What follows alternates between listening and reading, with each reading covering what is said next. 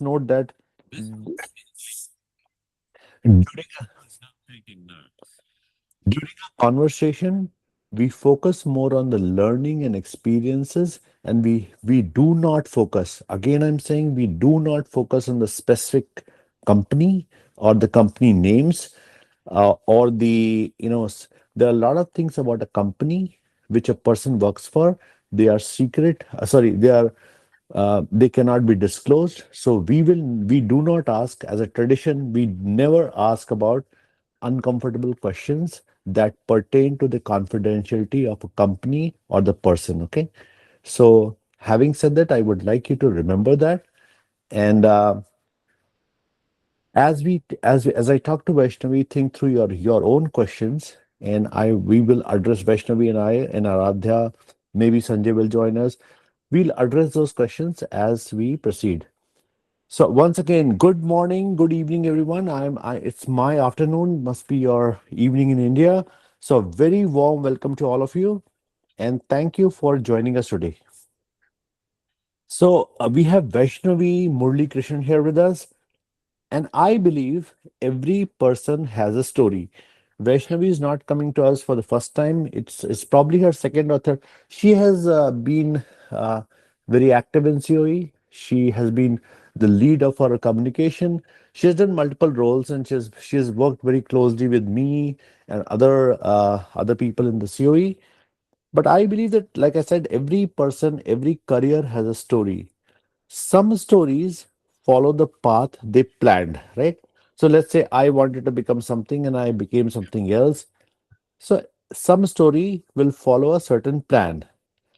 Others take unexpected turns. In life, in real life, guys, you might agree that there'll be some stories that there'll be some unexpected turns, and those turns even become more meaningful, right? In the later life. So tonight or today morning in US, Avina, tonight we are talking about one such journey of one person among many, and she's a real star. So this conversation is not about cloud computing, first of all. If you believe that this conversation is going to be about cloud computing or a certification or getting a job, you are mistaken. This is a conversation about believing in possibilities. This conversation is about having the courage to begin again. Sometimes in life, guys, we start something and we stop. We have our own personal challenges, circumstances, but it is all about ability and courage to start again, learn something completely new, and refusing to let your educational background define your future. I hope everybody's understanding me clearly. Say yes if you can. All right. All right. Thank you. So, I know many people joining us today have asked themselves a question at some point. So, I have heard, I'll tell you what I really hear from people. Some people I hear, hey, I don't come from computer science background. Can I really build a successful career in today's era of data and AI, cloud computing? Can I do that? I'm not an engineer. So if that thought has ever crossed your mind, if the doubts have crossed your mind at any point in your life, any point in your career, this session is for you. So, our guest today, I don't call her a guest. She is very close to my heart. She's very close to my mind. For a variety of reasons, uh, so she began her journey with a master's degree in another area. It was not pure IT, right? So few, if somebody saw her neighbor next door or a friend next door, they would have thought, um, they would have not have predicted that her path will lead her into cloud, data, AI, all those kind of things. Nobody would have thought. Machine learning. She has done a lot of things, right? So through determination, disciplined learning, consistent practice, right mentorship, and more importantly, she had an unwavering commitment to keep moving forward. Because of all those factors, right? A combination of those factors, she successfully made that transition into cloud, data, AI, everything. And she's now building her career. I mean, she's not 100 years old, right? You can see her on the screen. So she's not like a grandma or nanima, right? She's like one of you who's building her career with a very reputed organization. Um, so what makes her journey inspiring? What do you think makes her journey inspiring? It's not about how good she looks or how well she smiles or about what all she has done. It is inspiring because her journey is not impossible to replicate. Each one of you today in the audience can replicate this in your own way. Her journey will prove when we, as I talk to her, you'll discover that it proves that transformation to success is possible for ordinary people. When I say ordinary people, I call Aradhya Singh himself ordinary. I call Sanjay ordinary. I call myself ordinary, right? I call you all ordinary. All of us, all of us start as somebody ordinary. But transformation is possible for ordinary people who are willing to do the extraordinary work. So many of the participants today are students. Some of you are working professionals. Some of you are career changers, right? You are switching from one company to another. We have had people who are returning, they take a break from the career, 4 years, 5 years, maybe 7 years. They take a break from the career and they return after the career break. In certain cases, we have seen that Vaishnavi knows because she has helped counsel many people. Um, and Sanjay and Sanjay told me he'll be joining here. Are there? I don't know if he's here yet. But you and I also have realized that many of the students come from mechanical background, civil, electrical, electronics, physics, chemistry, commerce, arts. They come from many disciplines. There are many people today in the audience who are wondering. I can feel them. I can feel the energy of the audience, and you know, many of us, and we at COE get a lot of DMs and texts. Some of them wondering, "Hey, sir, Arun sir, or Adya or Vaishnavi, is it too late for us?" Some people are wondering, "Do companies look only at the degrees? I don't have that degree that the companies are looking for. I'm not an engineer. I'm not this and I'm not that. I'm too young. I'm too old. I'm too green. I'm too yellow. I'm too white." All those kind of things people are looking at. So, and some people, they just come to us and say, "Sir, I have a dream." They sound like one of the leaders. "I have a dream," right? So they say, "Sir, help us, give us one reason to believe that my dream is still within my reach." So they think that they're dreaming too high. Somebody wants to become a manager, somebody wants to become a senior manager. Some senior managers want to go to an architect position, and they're wondering, is my dream realistic? Right? So today, what we are going to do, guys, in the next 35 40 minutes is we are going to talk very honestly, heart to heart, right? We are not going to do some crappy bullshit talk about big things. And I won't talk about like great developments in Databricks or cloud Azure cloud computing or DevOps or Terraform. Yeah, they all exist. Our job here with Vaishnavi is to talk about the challenges honestly, the setbacks. There are moments of self doubts, the value of mentorship. We'll talk about the skills that Vaishnavi acquired and how that made a difference. We'll talk about a little bit about, if we get time, we'll talk about a little bit about what does she do differently to prepare for interviews. And she, so like I said earlier, She has transitioned very well into cloud computing with Aradhya, right? She also has other talents, right? For example, she is one of the students, and I'm very, guys, I'm extremely proud to say, extremely proud, and I'm going to say it a third time.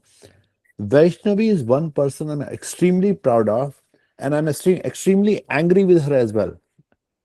She and I are not friends. I am totally against her for a variety of reasons, but one thing she has done awesome. She was one of the students um, who joined us also. Other than cloud computing, she was a part of a Fabric MS Fabrics program, among many other things. Right?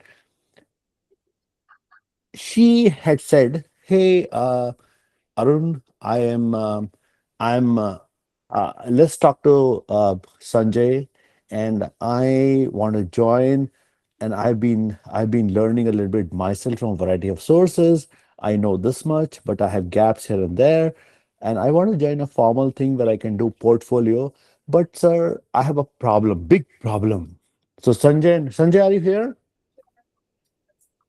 I think he was traveling. He will join. Arda, if you can ping him, I want to make the story like realistic and fun. Sure. Right? It's a true Yeah. story. So I told Sanjay, I don't want to have Vaishnavi in this program. I was the first person who was against her. Okay. So I said, no way I got to have her in cloud computing and fabric because she's really busy. At that point of time, she was working for one of the Tata's company. She was in a particular role and she was doing well. She was doing well in her job and she was traveling. And she was staying somewhere alone, away from the family. She was going through multiple challenges and she was already helping us with the communications at COE. And I said, Ardhya, are you crazy? Why do you want to have this girl in the program? Sanjay, Surya. I said, Surya, I took his opinion. I said, Surya, do we really want this person in the program? Because she has already told us she has a big problem. So Surya said, Arun, what problem she was talking about? And I told him, she's telling us that she will not be able to attend all the classes, but she wants an exception.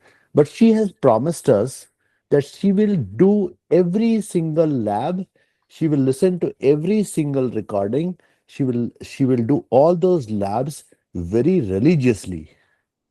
And I told Surya and I told Adya, guys, I don't think this is possible. You will let us test her, let us allow her to be in the program, but under one very important condition. So Surya said, "Yeah, let's make it tough for her." Ardha said, "Let's make it tough on her because we don't treat her just because she's young and smiling. We didn't want to uh, uh, we didn't want to treat her with soft gloves because that's not how we develop our people." So we gave her a condition. We said we want to make sure that every single lab or every single assignment, whether you are there in the class or some classes, if you are not able to attend, you will you will do those classes, you will build a portfolio, only then we will call it complete, right? And you will have to stay ahead of the class. She took it as a challenge, and I'm extremely proud to say, once again, I think this is the fifth time I'm speaking. I have many things against her in life, many things against her. But she made me as a person very proud. Ardha is proud of her, Surya is proud of her, and many other colleagues and people that uh, today people are looking at her portfolio that she developed. And I can tell you that I think we have done 4 or 5 batches now, and I can count few people who are outstanding, who have done outstanding work. And there are many people actually, but I can name few people like Vaishnavi has remained number one. I thought that there'll be somebody who will dethrone her from her number one position, but across the five, 4 or 5 batches we have done, nobody has been able to dethrone the Queen Vaishnavi because she has been able to consistently do it uh, uh, with very little help. I mean, from the mentors, she has had many offline conversations with her, but nobody has come close to her timely delivery. She delivered everything on time. There were moments when she went completely silent, and I told Surya, "Hey, now you're when you speak big things about Vaishnavi, but now she's going to fail." And we were watching for her to fail, and she proved every one of us wrong. She uh, she did all every single exercise, every single lab on time, and she proved that she can deliver a portfolio and clear interviews. Anyhow, I thought that this was very important for us to share. So our objective today is not to share one person's success. It is to help hundreds of others that, you know, we want you to believe that you can write your own success story like Vaishnavi. So without further delay, I hope Ardha, after some time, we'll stop people to join because it might be too late. So please, again, guys, before I start, join me in giving Vaishnavi a very warm virtual welcome. So I want to see some smileys, some emojis, some excitement, some fun. I wanted to be alive. Okay, thank you, guys. So Vaishnavi, uh, I had to give my feeling, my feedback for you. So thank you for joining us today, being with us today. I personally am very delighted to have you here, and I know that Aradhya, Surya, and many other friends of yours in the COE, we have been missing you, and we look forward to hearing your journey. So, do I have your permission to begin, Yes, Vaishnavi? yes. Thank you so much for such a wonderful introduction. I think it's time to get started. Alrighty, I know you're feeling embarrassed. You're like, you're thinking, "Hey, Arun, I don't know what he's going to say next. Uh, what embarrassing situation he might put me in? What he's going to ask?" So, guys, none of these questions. This I'm going to ask Vaishnavi some very tough questions, and because we are meeting her. I think the last I spoke to her was couple months back, and I didn't get a chance to speak to her. So I am taking my chance for revenge for her being away for a little bit because she had to focus a lot on her new role, new job, and we were happy that she's doing that, and she's back. So okay, Vaishnavi. So to start, could you please introduce your? I know that almost everybody either knows you because you had given a previous interview about yourself long time back. Um, but can you introduce yourself a little bit for those who are new and tell us a little bit about your academic journey first? Yes, yes, of course. Hi, everyone. I'm Vaishnavi Murali Krishnan.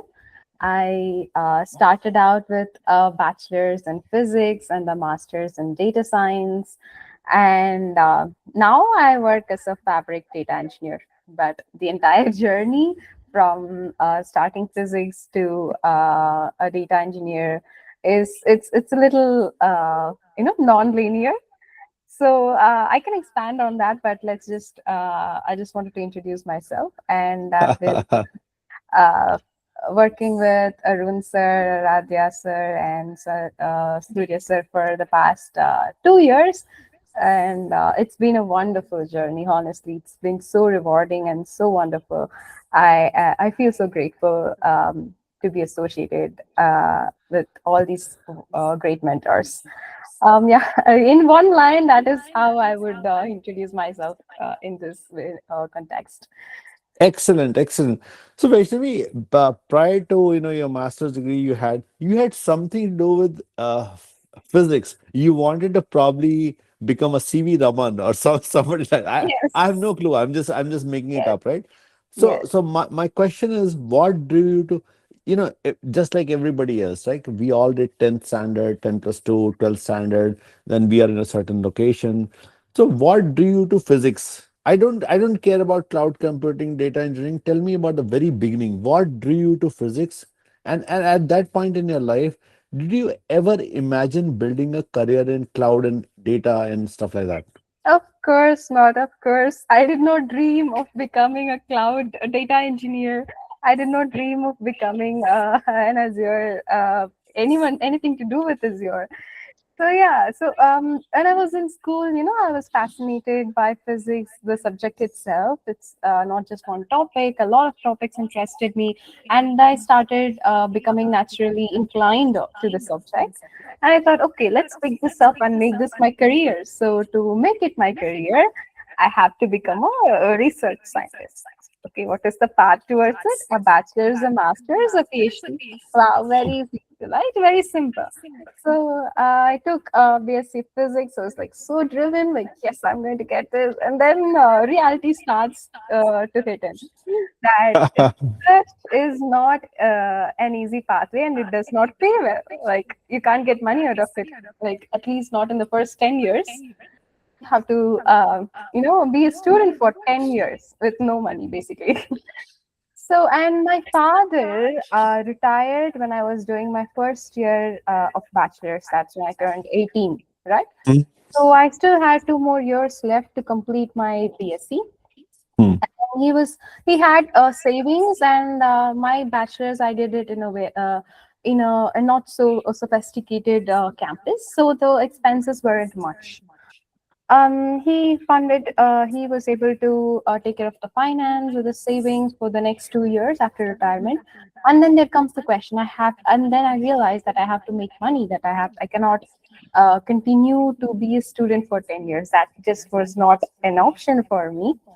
I also, my father was encouraging. He was like, if you wanted to do masters, you do masters. Whatever you want to study, you pursue. I'll take care of the family. You don't have to worry about, the financial burdens. He was very supportive throughout.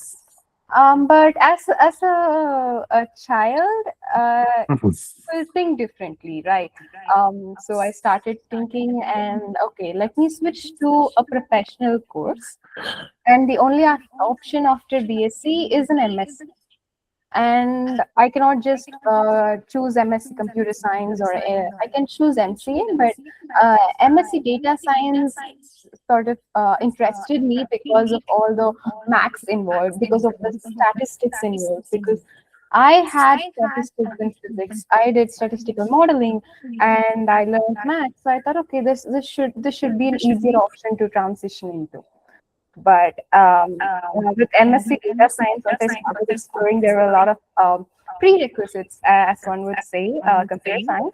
The basics I knew from my school, but Python was completely new for me because they don't teach it at school. They teach Java, C, C++, HTML at school. They don't teach Python. So I was a little scared of taking that decision because at that time, MSc data science course itself was only evaluated at prestigious institutions. Not now we have a lot of sub streams in Gotcha.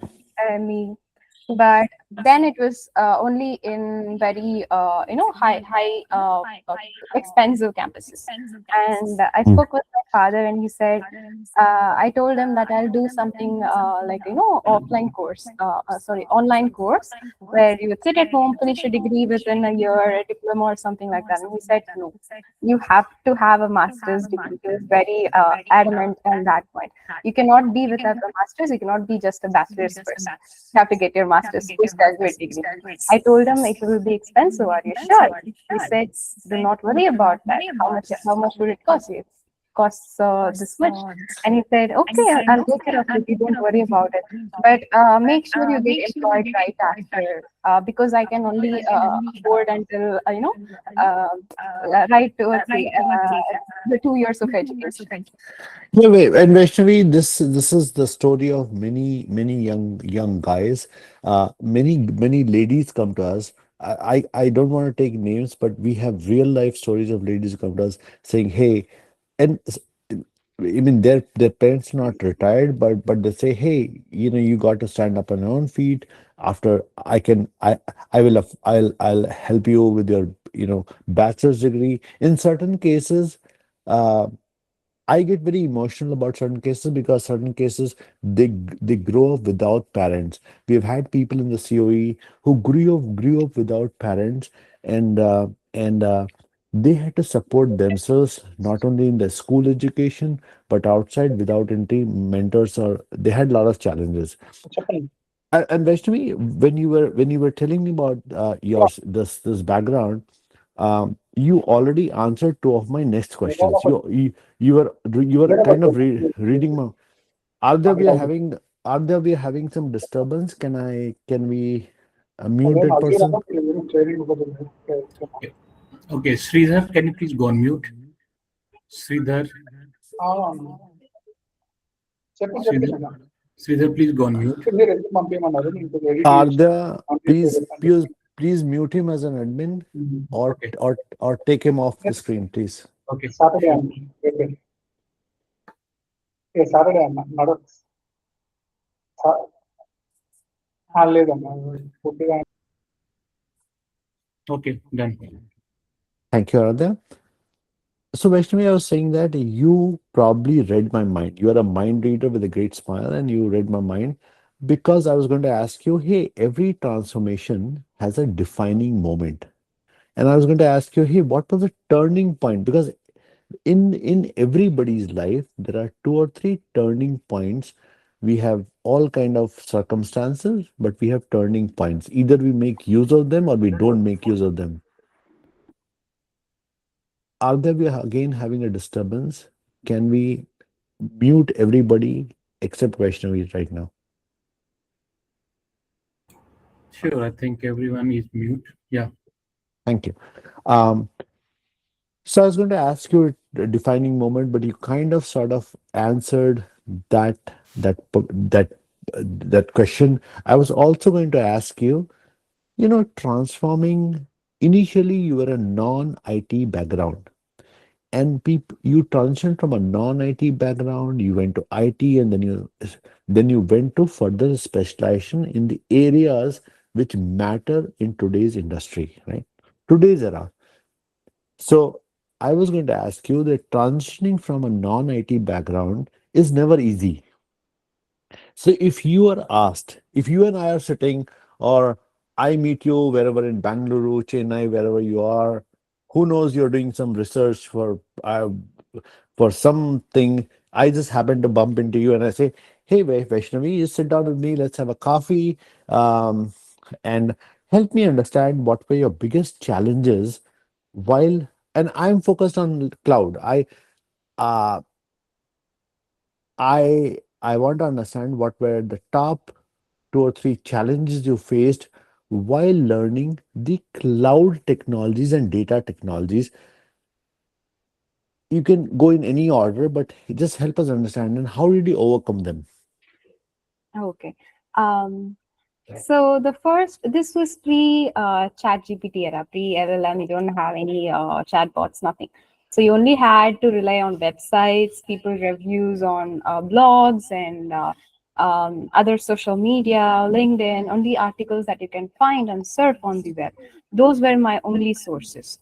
So when I started out, I didn't even a year before I made the decision and I joined my master's, I searched for like 3 months the entire internet for everything related to the course that I was about to get into.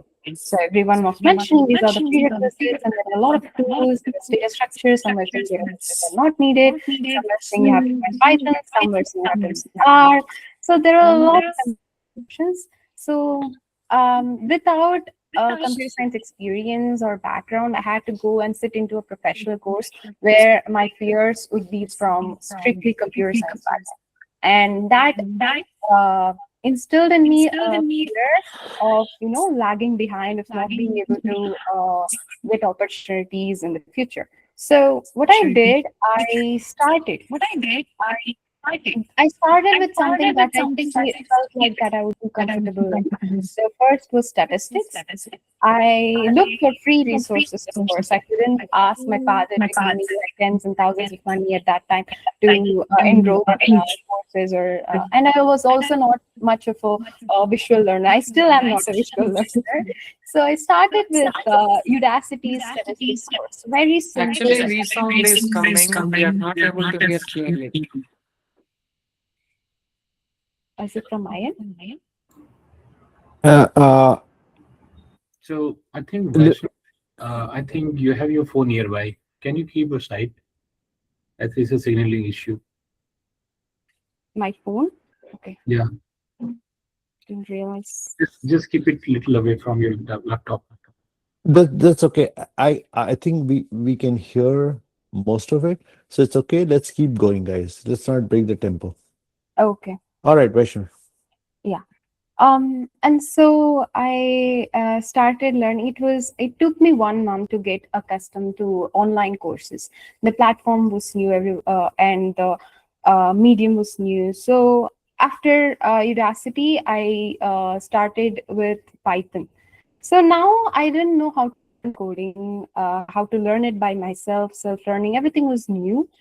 And I just did 15 minutes a day consistently for 3 months. And I completed basic to intermediate Python.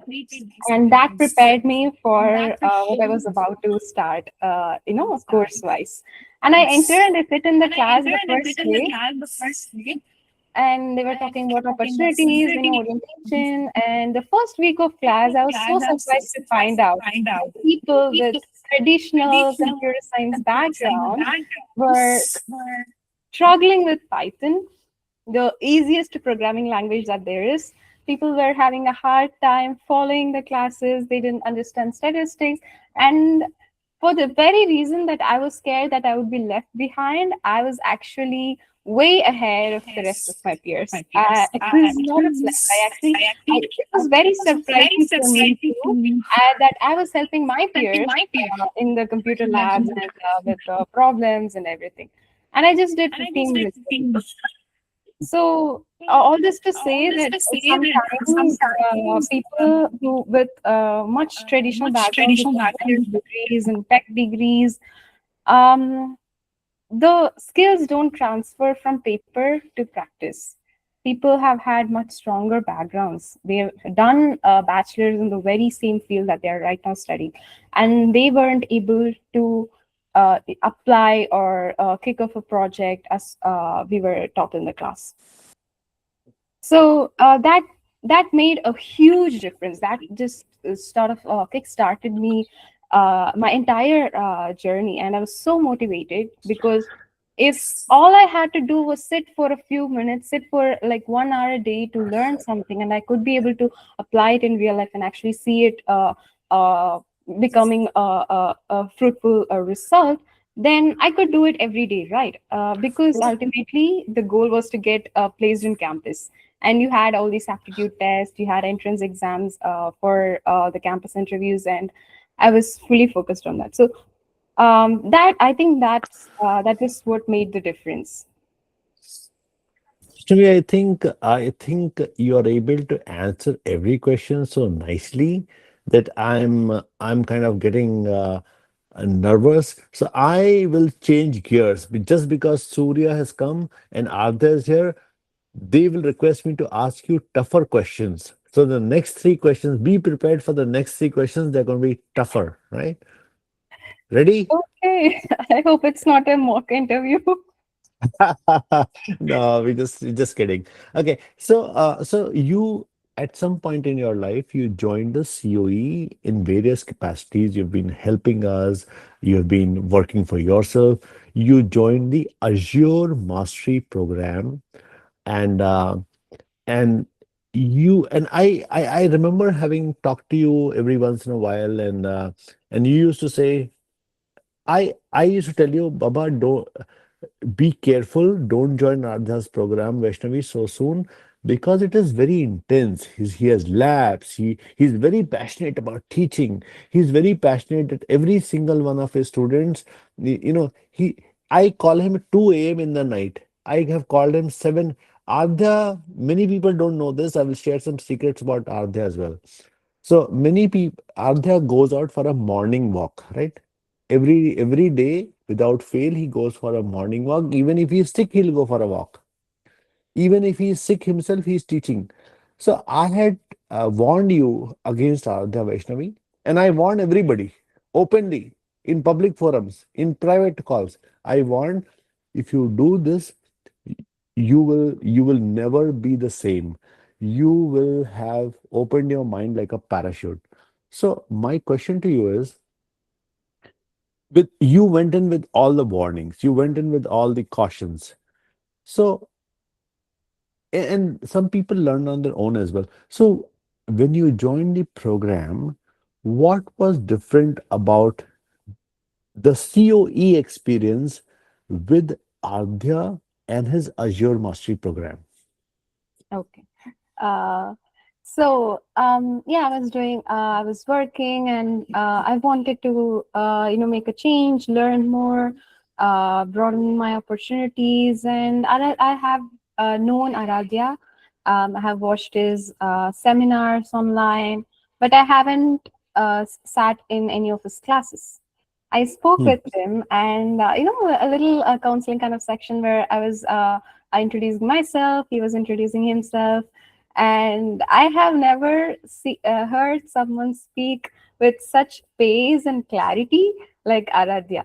I'm someone who's drawn to someone who has very good communication, who's able to clearly say what they are thinking, and he has so much clarity. You can remember his words long after he's spoken them, because uh, he has such a great way of delivering concepts. He introduced cloud and everything technical in just a 5 minute phone conversation. And that was all that is needed from Aradhya. You don't have to sit in a class to learn from him. Even if it's just like 10-minute conversation, you will learn so much from him, because it is the way that he delivers what he wants to say, or the content in his classes, everything.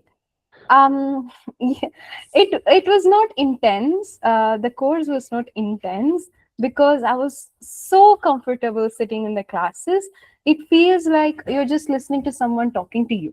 It doesn't feel like someone's teaching on the board, someone's teaching you math, or someone's teaching you something. He was teaching me something new, but it's not something I already had experience learning. It's not something I've already had a background learning. I had zero background with Azure before I started with Aradhya. I had like, just I knew Azure had these services, but it was not until Aradhya's class that I got introduced to every single offering, services and products from Azure, and it was delivered with such clarity. And it Got you.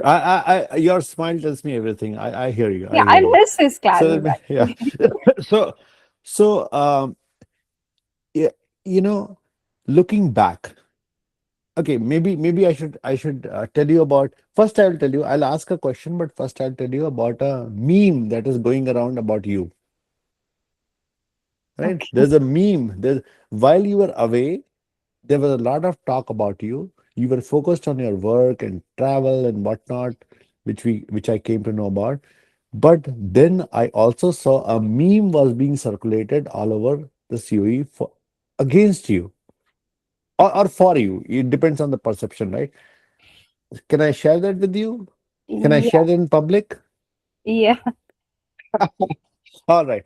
So the meme was, if you take three people were called, well, maybe five people were called. For example, Namarta, Lakshmi TS, Nagaraj Trikona. You know all these people, right? And Aradhya, Surya. There was a blood test. This is a like how you see Rajnikant memes and other memes. There was a blood test done on Surya, Aradhya, Vaishnavi, uh, Lakshmi, Nagaraja, Salman Safi, and others, right? There are many others. I can't, I don't remember all the names of these people, right? You know, So what do we expect from a blood test? It is B positive, B negative, O, or whatever, typical blood test. So the meme said, when we did a blood test on Surya, it was green and blue mixture. Green because of fabric, blue because of uh, Azure, and red because of Databricks. He has three mixtures. There were traces found of three elements. When they did a test on Adya, it was heavy blue and and a little bit of red, a little bit of yellow. So it was kind of similar, but the pattern, the percentages were different, right? Because the focus. Then they did a blood test on Salman Safi, Lakshmi TS particularly, and then the name Vaishnavi Murli Krishnan came, Namrata Devarakonda came, and they realized, wow, my gosh, they all are having the similar blood group. So is that true, Vaishnavi, that your blood test will reveal that you are a combination of blue, red, yellow? Of All right, course. that was fun, but yeah, it's true, guys. Most of our people, they become all rounders when, apart from learning fabric and data engineering, they work on Azure, which has been there for many years. And I think in the COE, I know of, I mean, 70% of the COE has a blue blood and a similar blood test. If you the blood test will reveal the same things. So actually, let me ask you a serious question now, after sharing the meme with you. So looking back, you know, if I look back at my career, Vaishnavi, there, of course, I mean, part of it is my self-effort, self-curiosity, self-learning, trying, trying harder or trying smarter, learning from my mistakes. So looking back, when we talk about you securing a role at X organization or Y organization, who what has been the greatest impact on helping you secure a role? So I'll give you choices, make it easy on you. Some people say, hey, I was the greatest person on earth, it was my technical skills alone. Some people say, hey, it was because of the projects I did. Some people say, hey, it was because of certifications I did. Some people say, wow, I was blessed to have a good mentor in my life who would, he did not live with me, but it was almost like he was living with me in my mind, because they guided me, they gave me a light, they showed me a direction. Some so when we look at your story, is it a combination of factors, or is it one factor which is dominant? How would you characterize that? Okay. With any success, and with my case as well, Okay. the usual factor is consistency. No matter if you're good, if you're able to study it, if you're failing the project, if you're failing an assignment, if you're not completing it, whatever it is, consistency was the major differentiating factor.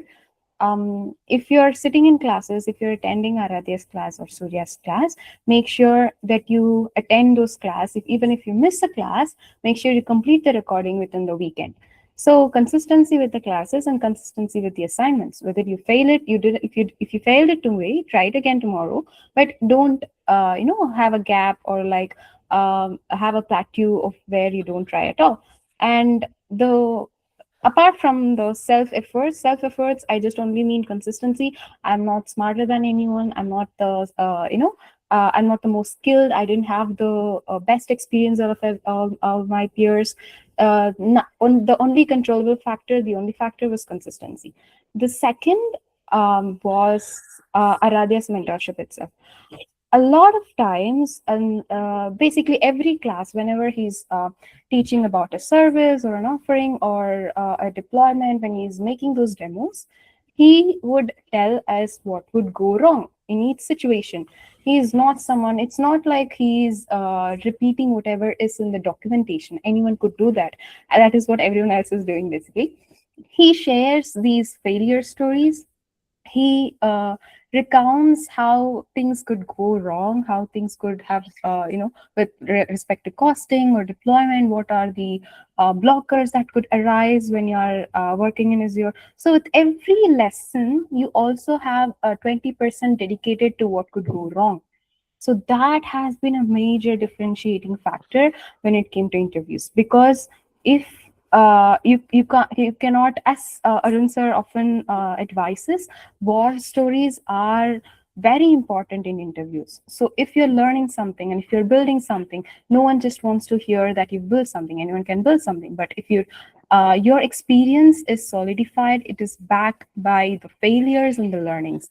That has made a huge difference with how I appear in interviews as a candidate.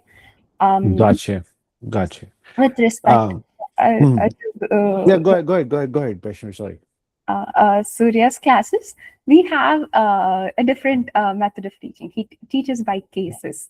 So while he is giving the theoretical background, he delivers the stories like, this will exactly go wrong here when you are trying it. And if I sometimes I try to do it before because I used to watch the recordings because of my clash with the office timings. Went with the recording. So before he was about to say something, I would read the case study and I would try attempt to do it myself. And I would be stuck somewhere. Then I would go back to the recording and he would have exactly quoted that particular point, saying, this is where you will go wrong. And that is where I would have gone wrong. So these are very important. One Go- that hmm. very much differentiates COE from any other resource out there is you get to learn from experience, not just experience of like 5 years or 4 years, from experience of So, uh, great. so, Yeah. so Vaishnavi, while you were talking about this, saying all good things about maybe Aradhya, maybe a little bit about Surya and your experience with the COE, I was feeling more and more scared. Do you know why? You don't know the story because I have to catch up. I mean, people think that we are interviewing you or talk about the experience, but I have to share about my feelings as well about these gentlemen that you talk about so nicely. So, for example, Surya and Ardhya both scared me. I'll tell you why. So one of them, I will not name it. They will know who they are. So Surya said, sorry, one of them said, Arun. And I was just chatting with them, just saying hi, hello, how's your day, and what's new. And one of them told me, "Hey, Arun, um, I want you to take an exam just for fun." I said, why me? I cried. My tears came to my eyes. I said, why me? Why are you making me suffer? You can make Vaishnavi suffer, make Lakshmi suffer, make Prem Sai suffer, make Salman suffer, make Nagaraj suffer. Why me? He said, no, no, Arun. I think it is. There are some concepts in newer era of data and AI and Azure and all. I wanted to take something up. So I said, and I was thinking maybe they will tell me something really cool because I've been an executive all my for majority part of my life, and the certification they asked me is they say, hey Arun, take, and it is very funny. It has nothing to do with today's conversation. They said, can you take up the SQL? I think it was called as Azure SQL BI something AI. It is also known as, I think, DP 800, I think. Yeah. So, and while I was talking to them, they said, Arun, I want you to book now, now, now. So I had to literally book an exam. So this evening, as I talked to you, I was reminded of how scared they made me feel. It is the biggest demotion of my life after many, many years of being a senior executive. This is the big, I was telling one of them, this is the biggest demotion of my life to at this stage of my career to give an exam which even in the early stage of my careers I would not give. So while you are saying all good things about them, I wanted to share my story with you privately. Okay. All right. Next one. Yeah. So let's talk about two specific things, right?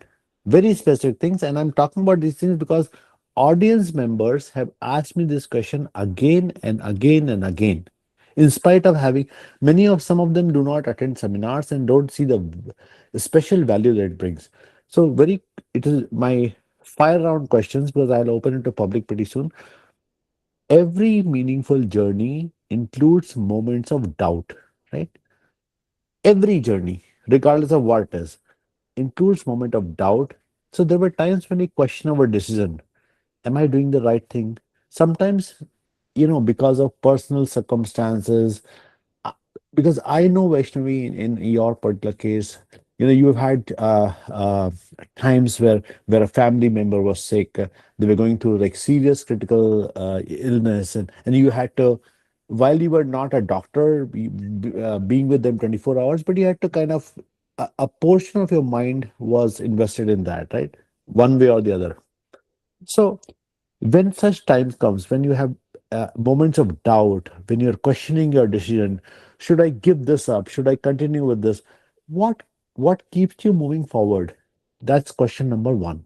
And I'll say the part B after you answer this. How do you Okay. how do you get past these moments of doubt? My background is not some like exceptional sob story. Everyone's like, I'm privileged enough to have the support that I had continuously. Mine is not any different, and mine is actually better than many other people out there. So I would never say it's my poor background. I worked hard. I had this many support. I was this that. No, I was privileged. I acknowledge my privilege. But there is always the only driving factor has been necessity. Um, but that necessity was self-inflicted. I made up my mind that I had to get a job because every graduate, every 3 years, every generation of graduate hears this, that the market is bad, you're not going to get job, they are not hiring freshers, that it is difficult out there. I doubted my decision every day throughout my course because I was so scared that I've invested this much amount of time, energy, efforts into this, and have I made the wrong decision? And I continued on that path. It has always been on the back of my mind. It never like goes off. But when I started seeing results of my efforts, that's when that self doubt sort of diminished, and it got pushed back to the farthest corner of my mind. So that is when I got my first internship. I was the first one to get internship in my batch, and it was like a fully paid, actual production, project internship. So okay, so I did the internship, but again, it did not result in something as I expected. Okay, again, another setback. So I started another internship as well that was that long, that lasted for a brief amount of time. First job, second job, whatever experiences, whatever milestones that we achieve, it will never sustain. It will never sustain, and you will always have to, get up from a point of failure or get up from a point of setback, and you cannot let any self doubt linger, because it will not be it is not helpful, it's just purposeless. I cannot sit and worry about whether I'm capable enough to finish Aradhya's course, or I'm smart enough to take Suya's course. I cannot doubt that, because if I doubted that, I would just be someone like just another person, just another person in hundreds of people having that self doubt. If I get started, I'll be that one person who has started something, or who's who got the ball rolling instead. So I never, first thing is necessity, that is self inflicted. Second thing is, I cannot just sit simply and ponder. I cannot ponder. The third is, I have always made it a point, like since very young age, that I will not get comfortable where I am. Like comfort Got you. zone is my worst enemy. If I'm getting Mhm. comfortable, I get scared that I'm failing. So if I'm getting comfortable, that means I'm failing. I should not be comfortable. I should always be out of my comfort zone.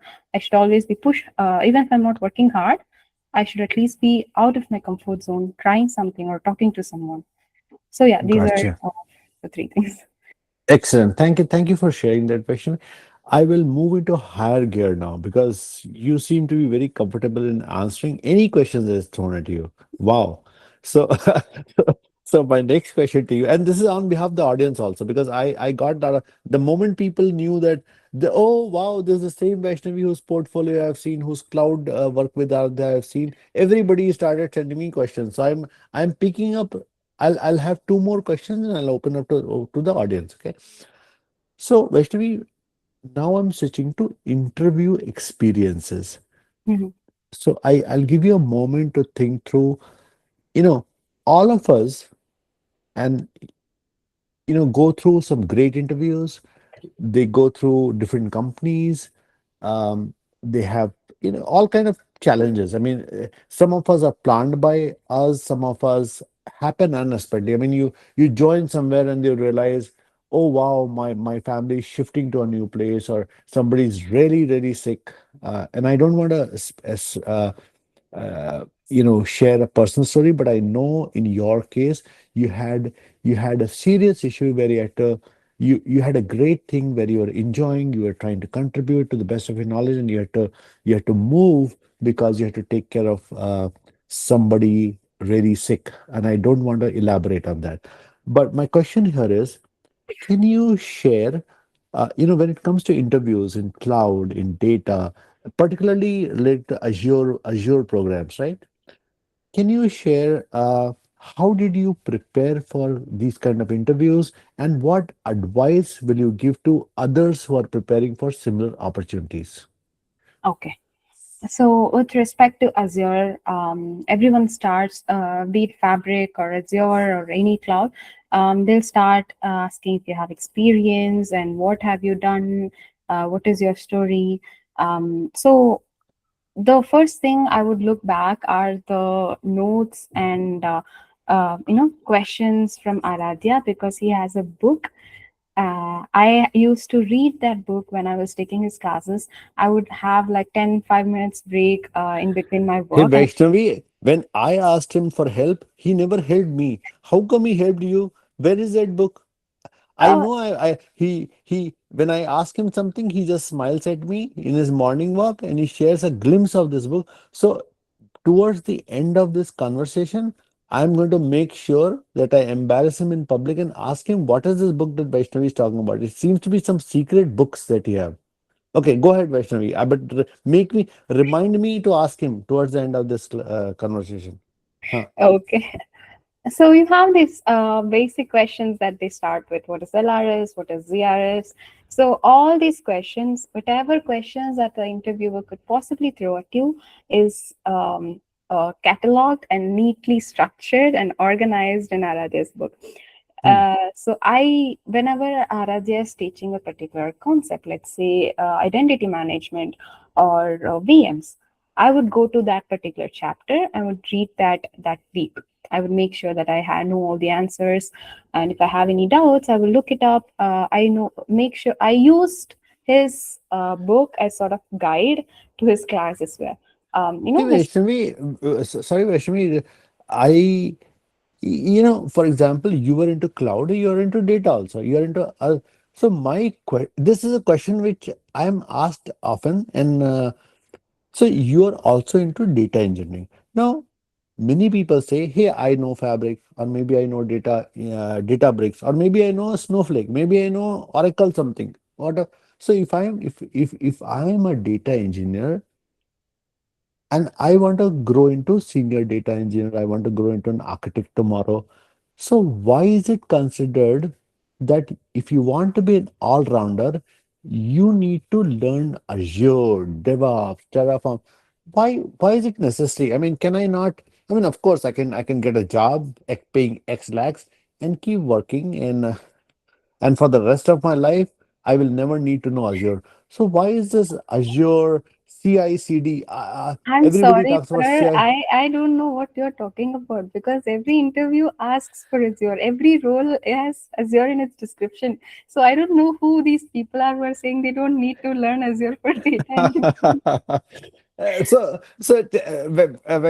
because No, I've heard and it, I know I've heard it from and Lakshmi, I've heard from Surya. One sec. yeah. So I've heard it from Lakshmi, I've heard it from many, many people that it is very, I mean, yes, it is very important to know your concepts of data engineering. Absolutely. You need to do your portfolio, all those good stuff. But, and I need to hear from everybody's blood who's bluer, right? Everybody, because I named a lot. I named Sanjay, I named Aradhya, lot of blue. But I want to ask you your secret. Why is it important to learn all the CI/CD, disaster recovery, and why is it being asked in the every single interview? Two questions will always come up. Two questions that I remember. I mean, there are many other questions. People ask, why is this DevOps? Why is this? What is this CI/CD? What is disaster recovery? What is cloud computing? What is IaaS? What is PaaS? Why, Surya and Adya, you can help Vaishnavi here. Please tell me, why is this becoming so damn important to be an all-rounder? Somebody, please help me. Suri, sir, do you want to go ahead? Hello. Yes, Huh? yes, please Yeah, go. yeah, I want to hear your opinion because No, can you repeat the last 5 seconds? I lost actually. so Surya, the question is, ki Baba, why? See, let's say it's a typical data engineering interview or a senior analyst interview or XYZ interview, Snowflake. Right. Why do they ask about CI/CD, disaster recovery, all those Azure? Why are they bent upon asking Azure stuff? Why Because CI/CD? Why this? Why that? okay, so there are three parts here. One is Hmm, infrastructure as service, platform hmm, as service, hmm, software as service, hmm, IaaS, PaaS, and SaaS. hmm, So three things are there. So if you want to make a good career in data and also especially in the cloud, so hmm, you need to know at least one PaaS or SaaS platform hmm, minimum. I'm talking hmm, about, and then you need to know one platform. I mean one set of infrastructure. You can say any one of the cloud providers for infrastructure. IaaS. hmm, hmm, So one so basically IaaS means what you will have AWS, Azure, GCP, and everything. Of course, Azure has the most demand. I mean AWS and Azure both have good demand, but as you know, the fastest growing is the Azure one, right? hmm, hmm, So Azure obviously is the preferred one today, in at least in India. Like if you see the growing trend which is there from the last 10 years, not just 1 year, and it is hmm, growing each and every single day. More data centers are also coming here. That being said, so you have to cover the infra side. Then coming to the platform side, you have Fabric, Databricks. Now some people consider them as SaaS, some people consider them as PaaS. Either way, you have to cover one of this. hmm. So in a way, if you ask me, they complement each other. It is not like, okay, should you learn Azure or Fabric or Databricks? They are not. Correct. See, yes, Fabric and Databricks are competitors. That I agree. Hmm, There you can choose. There you can pick and choose. hmm, But these days, what is happening is, for example, when the bootcamp for Fabric started back in October, hmm, very limited roles were there for Fabric, and most of the people were asking Databricks. Today, if you look at job descriptions, hmm, most of them ask, I mean, most of the JDs for data engineering, if you see, they're asking for Databricks, Fabric, and in addition to that, they're also asking for Azure, CI/CD, DevOps. You can say the infra side and few of those things. Again, hmm. it depends on what kind of roles people are targeting. Now, Exactly. Exactly. Hmm, there are hmm, pure coding and development roles. hmm, Now, definitely the salaries for pure coding and development roles are very good. I mean, up to 30 lakhs, up to 30 LPA, they are good. But if you want to break the barrier of 30 LPA, you want to aim somewhere between 30 to 50. hmm, That's where you need the combination. That's where the combination will become very, very deadly. hmm. So you need to know the infrastructure side, then you need to know the DevOps, then you need to know the development side. So Hmm. that will give you the end-to-end life cycle which is there. Now I'll give you a very, I mean, maybe I'll in a very short time I'll give you a couple of examples, right? No, no, wait a minute. You can't run away like this, Surya. Yeah, yeah, It is very yeah, difficult. So what I will yeah, also do is, I will put you on the spot because you and yeah, yeah, Vaishnavi had made a lot of fun about me. I'm going to put yeah. you on the spot. I'm going to ask you a Sure. very tough question also. Yeah, yeah, Huh. sure.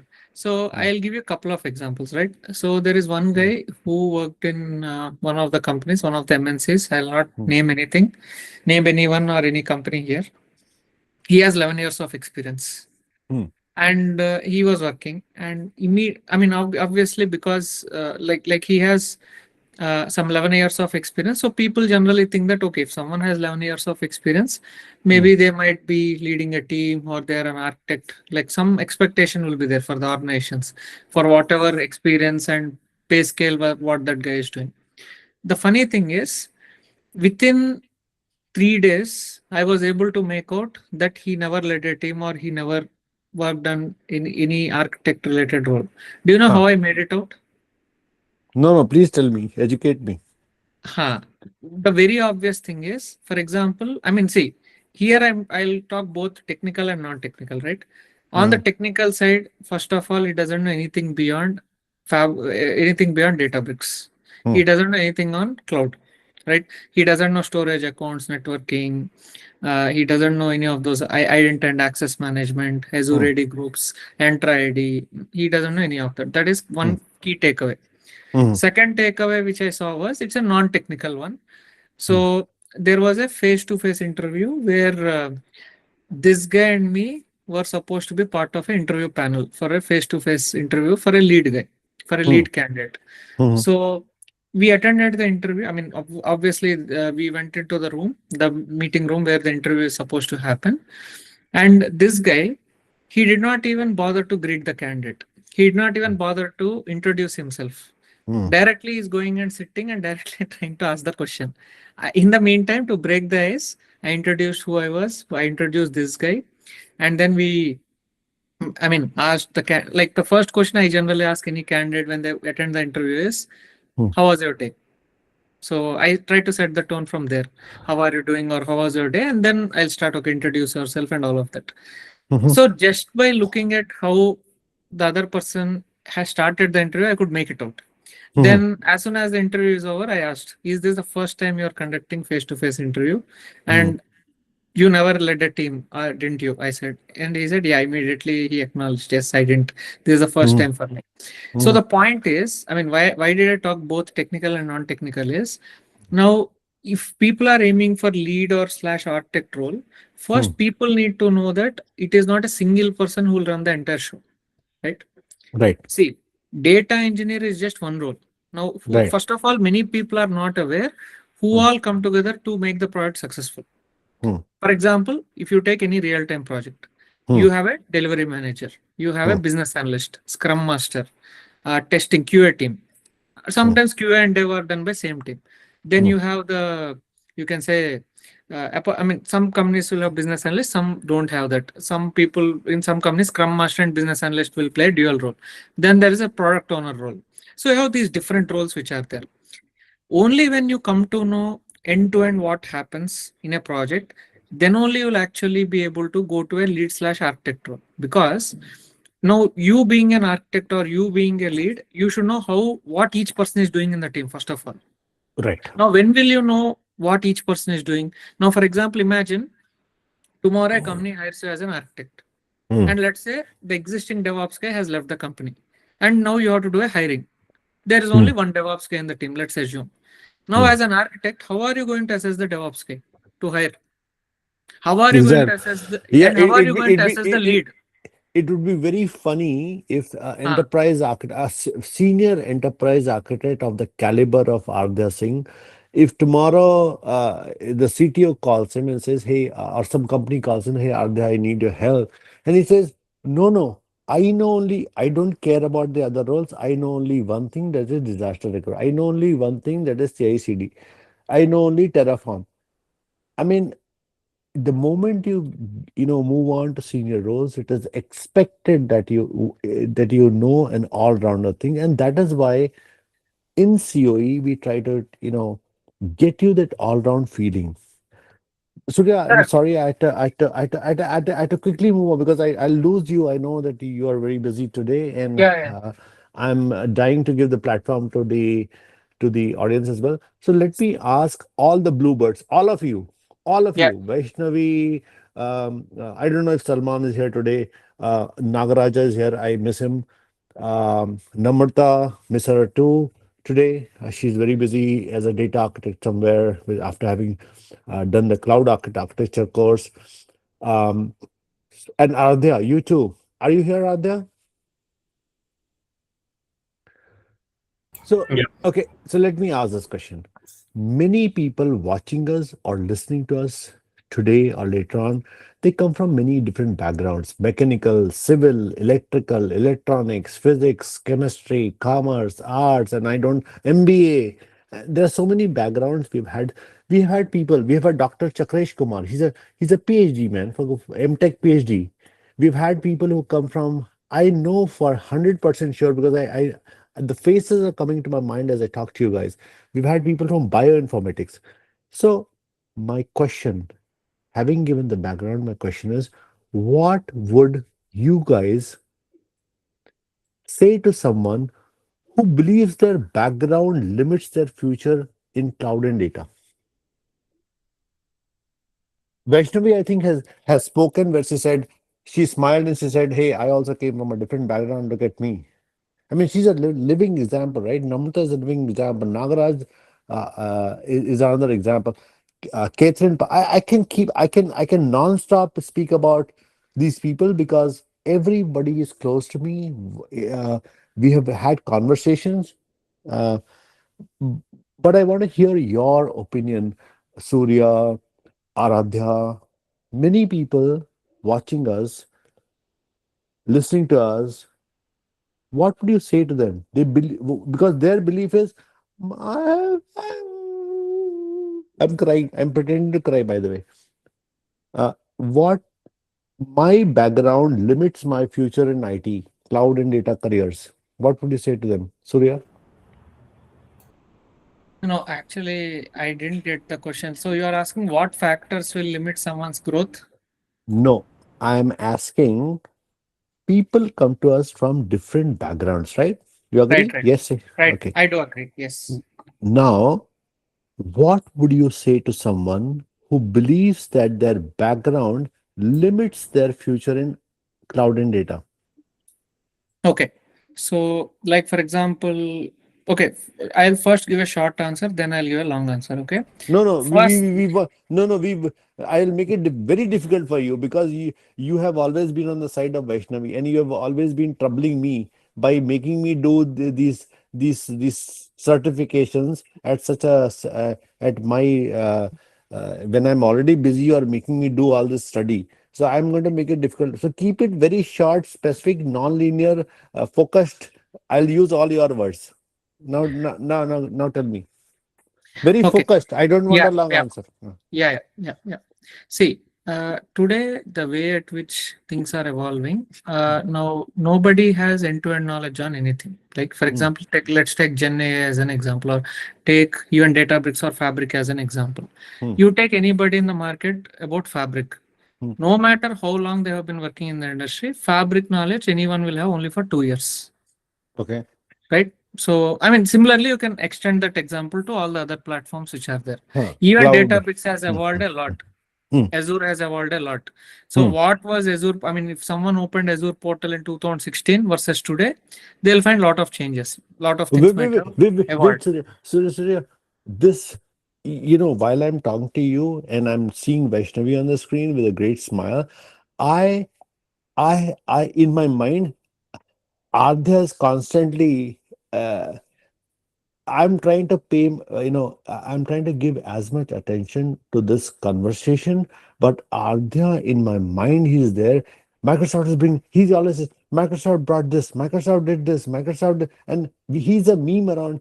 We have a meme like Rajni, we had a blue blood meme. The other meme going on is he will always share, hey, you did Azure in year 2016. Since then, we have made variety of progress. We have Azure. He talks about Azure AI, Azure Foundry, or he brings up so many newer things and he explains it so beautifully. So I just wanted to admit shamelessly in front of everybody that while I'm talking to you, I'm listening to his voice in my head right now because he's introduced the three new programs. He sent me yesterday night he sent me a brochure. He said, Arun, you have been busy. You haven't been talking to me. So I said, yeah, Aradhya, I was busy. I don't. Yeah. So he said, Look at these three things. You wanted Azure AI, I got it. You wanted Azure Foundry, I got it.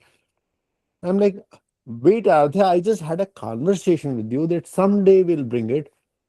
He said, no, no, Arun, you said it. It has been ready for a while. I was just waiting for, us to announce. And I and Surya have decided that we're going to have a session. We're going to announce it. I said, wow. So I said, Ardhya, it is 1 a.m. in the night. I cannot talk to you. I'm going to bed. So I got rid of Aradhya very quickly. But yeah, so please complete your, Surya. I got excited. Please complete your sentence that you're saying. Yeah, yeah.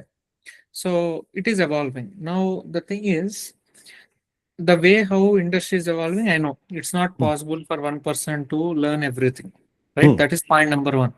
Hmm. Now, the biggest thing is there is a lot of information everywhere. You go to Udemy, YouTube, Google, Claude, GPT. I mean, we have unlimited sources. You can just type something and you'll get so much of information. Hmm. So now, the most important thing in today's world is what not to learn rather than Hmm. what to learn, Hmm. because there is so much to go and check it out that like there are 100 things to explore. Hmm. Now, see, earlier what used to happen, people used to think about what to learn. Today, Hmm. it is more about what not to learn, because you have to really prioritize and you really have to see where actually the people are, I mean, the companies are moving and all of that. Now, a very simple thing which I always tell to all the class members or even to the public as well is, at the end of the day, forget about Azure, forget about Fabric, forget about Databricks, forget about any platform. People want more salary, right? It all comes down to that. People want better hike or better role or better salary. It all comes down to that, no matter what, 99% of the time. Now, when will you get good salary? When the budgets are allocated to the project. See, if I allocate 5 crores to a project versus allocating 10 crores to a project, that will make a huge difference between how many people you can hire and how much salary you can give to each person. This project requirement can be exactly the same thing between two, but that budget makes a difference. Now, how will someone give a budget? Like, how will a CEO or CFO decide, hey, for this product, this much budget is needed? It is based on the market demand. A simple equation is, where is the money flowing today in the market? You go in that particular direction, then you will get maximum salary and maximum package. Today, if you see, you ask any CFO or you go to any conference for that matter, you talk to any CFO or CEO, or go and watch, I mean, go and read some reports on World Economic Forum or any of these things. Today, everybody is investing, like all the companies are investing a lot in data and AI. And they are they are expecting people to have less dependence on manual efforts. They want everything to run in the cloud. They don't want anything to run in the local computer. So today, eh, see, earlier what used to happen, everything used to be done locally. Then there is a phase where files were stored in the cloud, but compute was still in the computer. Like computer used to process everything, whatever our laptops are. Now we are in a situation where we are now in the third generation, where compute capacity is in the cloud, storage is in the cloud, files are in the cloud, everything is in the cloud. Laptop is just there to configure those things which are there. Configure the virtual machine, configure the RAM, configure the compute, configure storage accounts, all these things. So now laptop it doesn't matter what your configuration of laptop has. It can be 16 GB or 8 GB, that's fine. The minute everything goes to the cloud, what happens? All the money will get spent there, either for provisioning or for maintaining or for whatever XYZ reason. When the money is flowing in that direction, okay, you might be very skilled in local automation. Maybe you're very skilled in .NET. Maybe you're very skilled in SharePoint. Maybe you're very skilled in Power BI. But when the money is flowing towards certain platforms and to certain projects, even if you are very skilled, company has limited resources. They don't have unlimited money or unlimited time.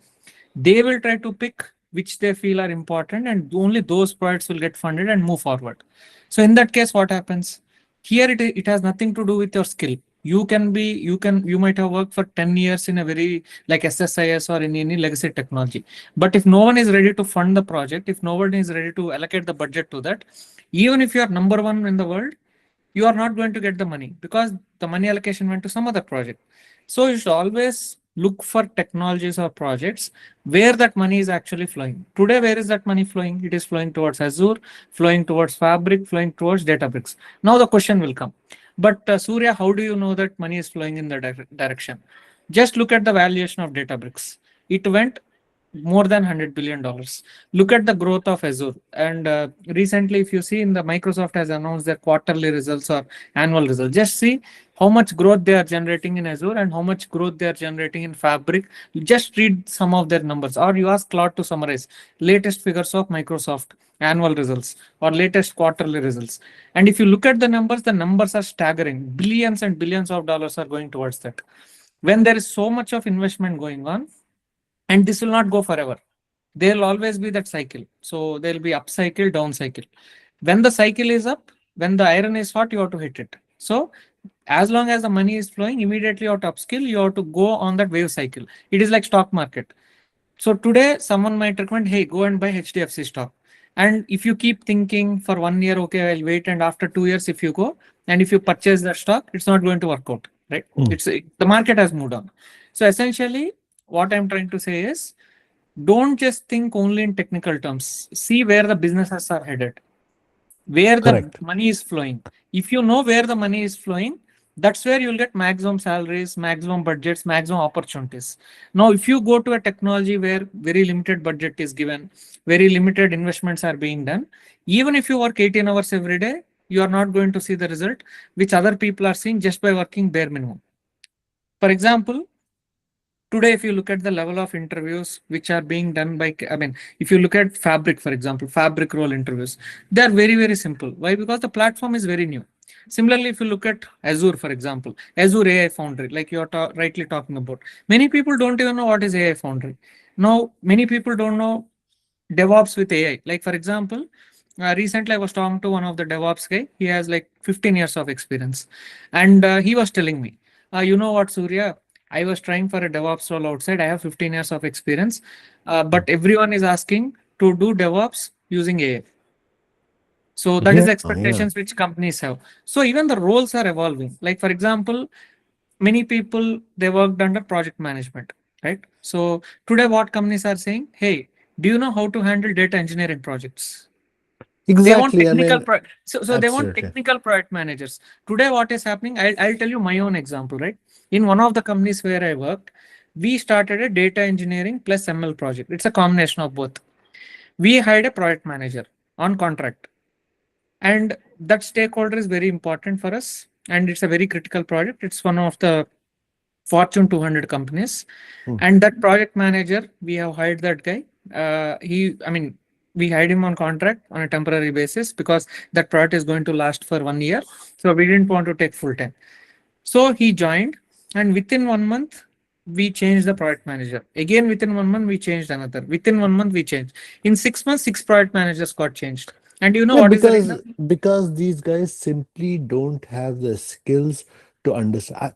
I've been in this space for a very long time. They don't have the skills. I mean, they have generic skills of, risk management, cost management, time, but they do not have the understanding of people who are a part of data engineering and cloud projects. Yes. They don't even Yes. understand the lingo and the See, conversation that's being had. See, on one hand, I felt really bad because most of these guys are in mid 30s, right? Huh. Mid 30s. So they have enough experience. They have 15 plus, I mean, 1.5 decade of experience they have.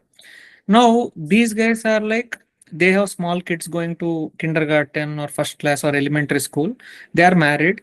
They have their own personal commitments, and they are out of the job. No one is ready to give them a job in the market. Why? Because they're only focused on their management skills. They didn't Hmm. learn technology. And because they didn't learn anything on data engineering or AI or any of the latest things which are happening, they are not able to manage the project. If someone asks them an update, hey, what Hmm. happened to the project? What is the bottleneck? Where is the team stuck? Why the team is getting delayed? They're not able to answer. They are just repeating what the developers are telling. Surya, Hey, was it a part of it? Surya, just uh, for fun, come on, you're too serious, man. Was it a part of your revenge that you're taking, revenge that you're taking from me, where you asked me? I just had a casual call to ask you how you are, and you made me do DP 800. I have an exam today, and I'm and I'm wondering what will happen. Should I, how much I know, how much, maybe there are some new terms I saw in the Microsoft Learn. I was going to come ask you. So, were you taking some revenge from me, Surya? No, no. You're making Okay. me do this. No, So, no, nothing like that. okay, going back to Surya, I Yeah, think well, we have. there is one question I want to just address that. Okay. So the context Hold is, on, hold on, hold yeah, on, hold on. Wait. yeah, yeah. What we do is, I'm opening it to the public right now so that people have a chance to ask questions. Yes, At yes. at the same time, we'll cover the question that people asked you. So guys, the session is now open to everybody, right? We'll give Vaishnavi a little break, but we will come back to her. I have one very important question for her, which which will make her think first. She'll not be able to answer. I'm hoping that I will give her a final challenge. That one last question I keep for myself, reserved for very serious people, right? So at this time, the session is open to everybody. You can raise your hands or you can unmute Yeah. yourself and We ask us already have questions. one question in the chat. And I will take help from all the bluebird people, not just Vaishnavi. Vaishnavi can give her feedback as a primary chief star for today, but I will have feedback from Aradhya, and I want everybody to keep their answers very brief. Think of it like a presidential debate where the host or the moderator is asking you to keep your answer brief, right? Or questions brief as well. So it begins now. So let's begin with the question number one. Okay, so we have a question to the follow-up of what I was telling earlier. Did you hire six of them without asking? Okay, the thing is, we were having a partnership with one of the big four companies, and they are the ones who are responsible to onboard the people for that project. So they are the ones who will bring the talent within the organization, and they are the one who will manage it. So they try to bring people who has really good things on paper. But the point is, yes, they are good with product management. That's it. That's all they know. Technical product management, they don't know. They do not have any exposure towards data and AI projects. If you put them probably in a finance project or a supply chain project on a generic project, which is that probably a project which might have run probably in 2000s or 2010s, they might have done a good job. But what is happening in today's project, the scale at which they are happening, they are not even able to follow through. They are completely helpless. They don't even know what the developers are doing. They don't even know what the you can say, they are not able to bridge the gap. They are not able to answer any questions properly. So the problem is, they have been so long in the industry, or maybe so long with certain companies, that they don't even know what's happening. That, I mean, that's where the gap is actually. Yeah. Yeah, Aradhya, you're saying something. So yeah, I'll give you an example, guys. So in one of my project, there was an architect. I mean, this is just a small story. So he's from data engineering background, but legacy one means SSIS, SSRS, SSAS. So these are the services as SQL he was working since long time. The experience of the architect was more than 20 years. Python, he was good in Python and SQL. So if you're good in Python and SQL, and maybe for you, Databricks will be very easy. He was managing, but because of the architecting or because of the poor architecture, the cost of the project means operation cost of the project was $28,000 per month.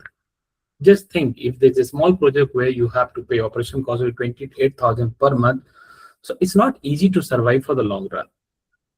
So, the customer was not ready to pay this amount. They say, we cannot continue with this such a big amount. So what we decided? We decided, okay, let's do one thing. Let's do the resolutioning of the project. So initially, what I found over there, there was lots of issue. Means whatever the property was available, he started or he decided to continue with the same property, whether it was required or not. He was using Event Hub. Event Hub is mainly used for the real-time data processing. Whether the requirement was not for the real time. For example, ultimately you have to show the data on Power BI. In Power BI, live streaming of the data is not possible. Okay, maybe you can refresh the data certain times in a day. If you are not going to show the data on real time, then what is the meaning of showing the live data? Okay, so it means you are trying to pull the live data, and for that you are doing Event Hub. Unnecessarily, you are paying $15,000 to $16,000 just for single service. So what I did, I just make single changes. I replaced the Event Hub with the storage account. Why I replaced the region if I'm not showing the data in real time or near real time, so let's do one thing. Let's process the data whenever it is required. Maybe after 10 minutes, 15 minutes, let's pull the data and process it. Just because of one change, overall the budget reduced, means overall the operation cost reduced from 28,000 to $7,800. So it means if you are good in various services, you can decide or you can design the proper solution. Otherwise, customer will not give you or your company will not give the unlimited amount to run the show. You'll get the limited amount if you are unable to manage the cost, if you are unable to manage the process, performance, then or security, then you cannot run the show for the long time. For example, you have some system running and the data is not secured. Maybe it's a related data related project, data engineering related project, and the data is not secured, then you cannot run this for the long time. Similarly, if unnecessary you're paying to the Microsoft, and this is another reality of industry, especially in the cloud computing, unnecessary because of the poor architecting, unnecessary in somewhere between 30 to 70% extra we are paying to the Microsoft or several other providers because of the poor architecting. So whatever the properties here we have in all these services, these properties will help you to decide the overall pricing, overall budget. So if anyone who is planning to work as a data engineer, software engineer, DevOps engineer, you should learn everything in detail. Means whatever the properties are available, it's not just for the fun. If there's some property, you should understand what is the meaning, when and what type of property, what type of feature we should use. Example I given, Event Hub is one of the service which is mainly used whenever you're planning to process the data from source system or real time or near real time. But think if you're planning to refresh that, if you're not planning to refresh data on real time or near real time in the Power BI, so the purpose will defeat. If the purpose will defeat, then why you are paying unnecessary to the provider? Aradhya, last time you said all these things, one fellow came very excited to me. Very excited, huh? Mhm. His name is Prem Sai. And Okay. I don't think he's here. Can somebody ping him and see if he's there? Just for the heck of it. Okay. So he came to me very excited. He said, Arun. I said, yes, Prem, please tell me, why are you call? And I don't know why. I think it's in the morning. People call me up at night. They called me up. He says, I have been working on these labs and really it is so exciting. Earlier, I used to think, oh my God, this is like probably complicated, probably, too tough. He said, I am happy to announce, and I was thinking, I don't know what he's going to announce. Maybe he's got a new, maybe he's getting married. Maybe he's going somewhere because his company was going to send him abroad. Those kind. So I thought he's going to give me that news. He said, I'm more excited about I'm more excited about having cleared AZ 104. I'm more excited about. I think he did both in couple months time. He took a break and 3 months later, he cleared the AZ 305 as well. I think I'm not sure if Vaishnavi has completed, but she has done many certifications. The point was I was very happy that they were so excited about implementing their learning on the projects and getting that confidence and feedback from the clients as well as their own managers and bosses.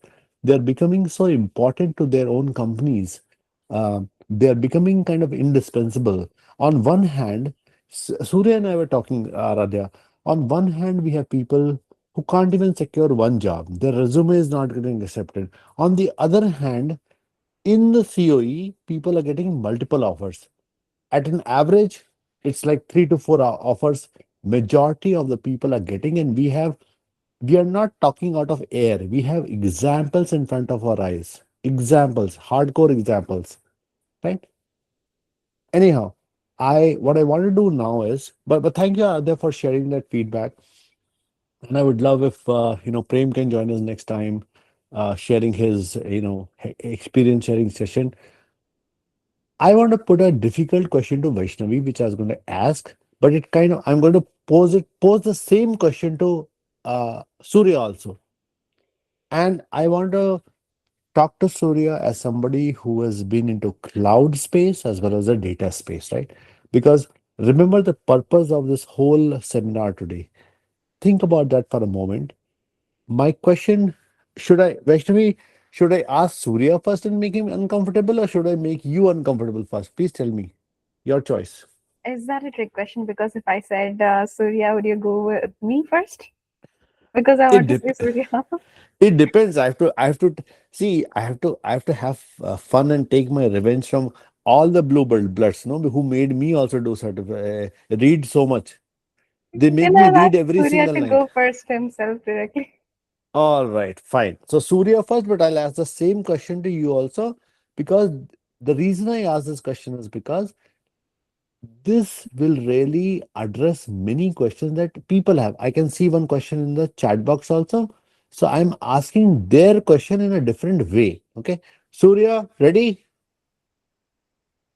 Sure. Thank you. Now that I have a consent, these days I take consent, right? So with your consent, with your permission, I'm asking you a question. If you could go back, if you could go back and meet the Surya who was just starting his journey after college, maybe you have 1 year experience, maybe you are starting a journey 1 year after college, what advice will you give that person in the cloud as well as the data space?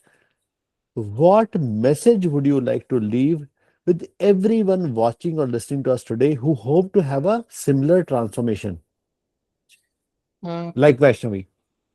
yeah. So I would talk about like now we are in 2026, so a lot of things have changed.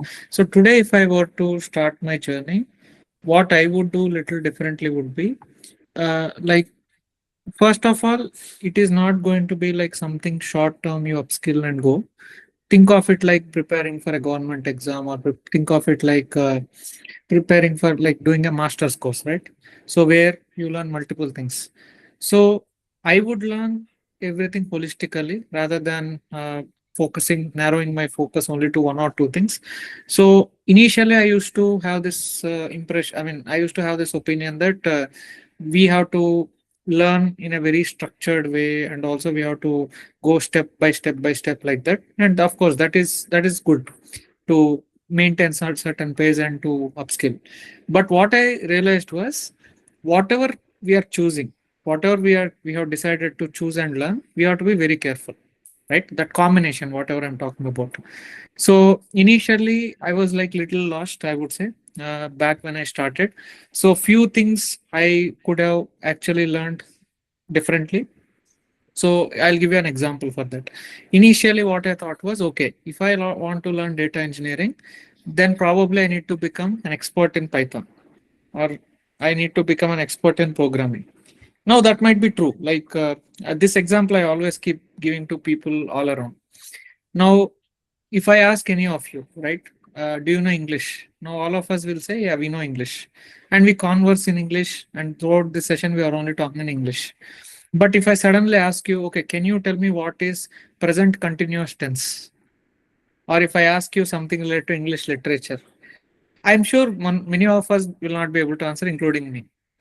Now, someone will always come back and say, no, no, no, how can you say you know English without knowing what is present continuous tenses?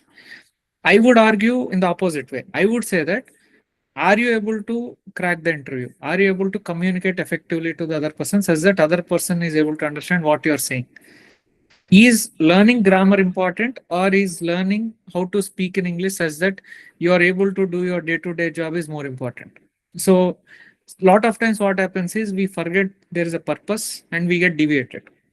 And because of that, what happens is we'll keep on circling around, and we'll go into a loop without us knowing. So first thing, what we have to do is we should never follow a linear path. We should go with a non-linear path.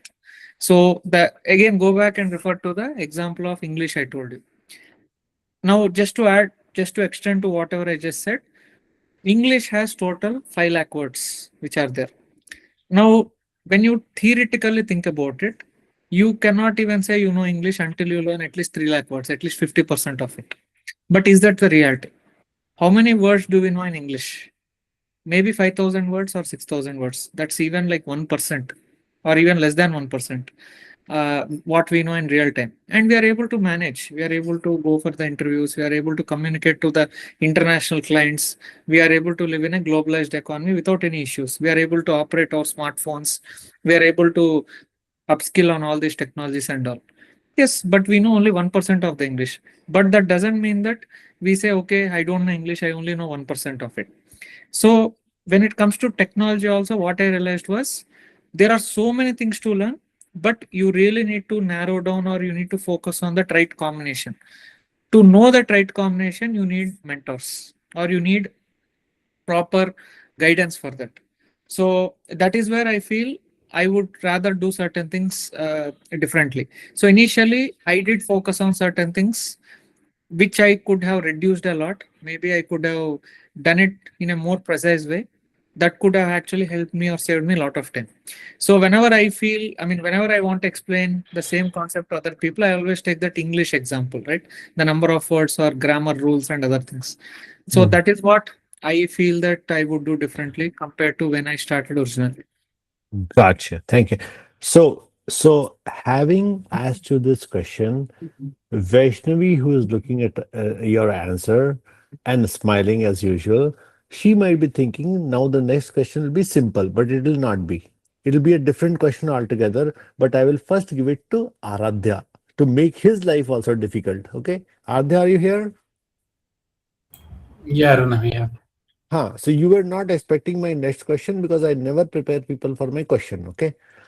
So my question to you, Aradhya ji, because you have been in Azure industry or like this, especially the IT industry from a long time. You are not a fresher. You are a true enterprise architect, one of the finest architects that I have come across in my lifetime, and I have lots of experience at a very senior level.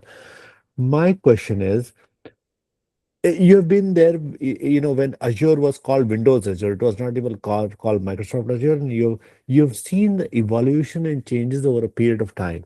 So now that you know people who are coming to the cloud industry now, learning about Azure AI, Azure Foundry, DevOps, Terraform, all these kind of things, fun, interesting things, and it is continuously evolving. My question is, and I'll repeat it very slowly. Now that you're working, or now that people are working in the cloud industry, they come back to you and give the feedback. What surprises you the most? Allow me to explain what I really mean. Yeah, yeah, please. Huh? Because my question is, what surprises you the most? Because they say, sir, I went to a particular class. Anybody, it can be anybody's class, not yours. I went to this class. I went here and there to learn. But and they keep coming to Surya also for his set of offerings, right? People say, I learned this thing in the class. How different is the real world from what you expected while you were learning? So people say, I learned XYZ thing in the class. When I went to the real world jobs, I was not able to understand what was going on. Many a times this happens outside of COE in and we get many people who said, "Ah, sir, I did a course from XYG Institute, this popular institute. I paid lakhs of rupees. I paid tons of money, and I don't know. I cannot handle any real life problems." So I know that Surya is doing portfolio style teaching, very hands-on, very like he's not teaching fabric, for example. He's not teaching data engineering. He's teaching real life problem solving. Similarly, Adha, you are teaching real life problem solving. But what surprises you when people come and say, uh, the real world versus the course was different? One very common. Whenever anyone is saying or giving this type of statement, usually I used to ask, hey, tell me one thing. Whenever you're learning something, how much focused you are? Are you punctual in the classes Hmm, or you're just relying on the recording? hmm, After the session, are you completing the assignment? are you practicing? So most of the people who are coming with this type of question, they are not dedicated, they are not committed, they are not focused in the session, they are not completing the assignment, they are not practically implementing. If anyone who is saying whatever the courses are run by this UAE, Hmm. after it, I'm not aligned with the industry, Got you. it Got you. means they are not focused. And this is Got you. nowadays, this is one of the common issue. Hmm. Even you can check here, lots of people we have. Just check how many hours they are spending or people are spending on mobile phone, reels, Instagram. So whenever I'm asking this question, people are saying 4 hours, 5 hours, 6 hours. And same time I'm asking how many hours you spend on learning? No, sometimes some very few times. Is there any dedication? Aradhya, I'm guilty of it. Everybody that knows me says you never come to our house. I say I'm Texas, right? US. So people say you never talk to us, you never come to our house. You are always talking to Surya, you are always talking to Vaishnavi, you are always talking to Aradhya, you are always. I mean, I have no friends. I have zero friends. I spend all my time on mobile talking to you guys. So, That is something, no, that is something different. But here, what I I'm know. telling, Yeah, lots of people, what they're doing, they are just following the reels. got Four you, hours, got you. I know. reels, and but they don't have time even for 1 hour on daily basis for themselves. So that's Aradhya, the issue. at this time, I got you. We understood. I mean, you said it very, very briefly and we got the message from your words.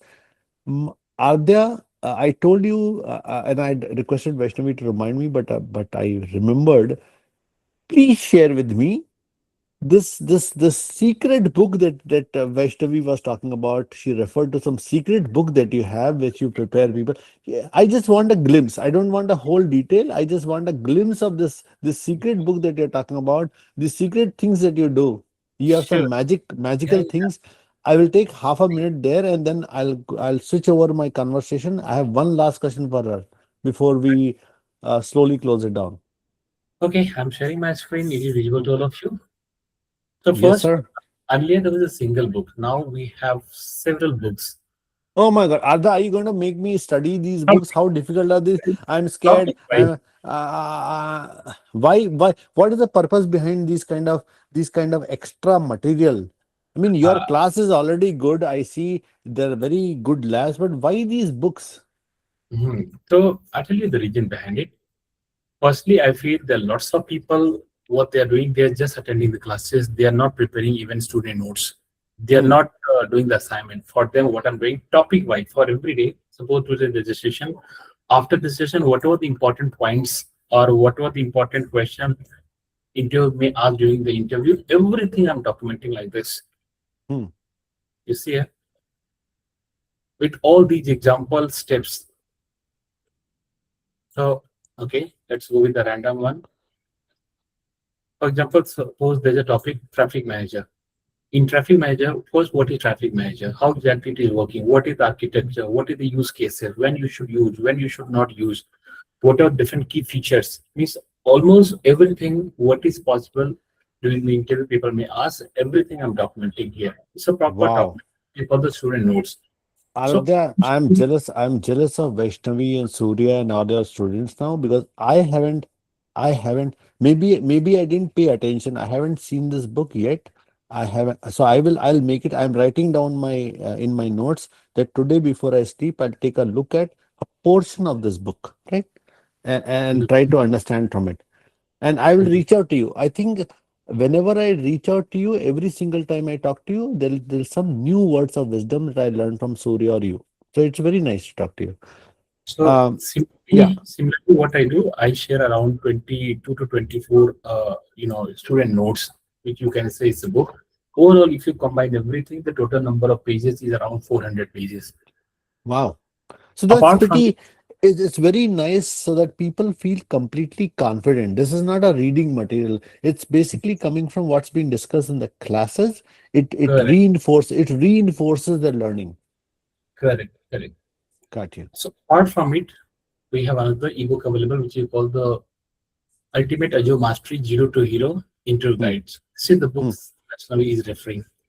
So this is freely available on Cloud Vista website. Anyone can download it. got you. So Okay. these are the two. One last. So in end of the session, what I'm sharing around the 300 page of the another PDF Hmm. where all the architecture, where all the possible architecture from every service is available. So it means if you see a Hmm. total about 600 to 700 pages of the document which I'm sharing, which is more than enough for anyone to appear as an architect, admin or Hmm. developer. Hmm. Gotcha.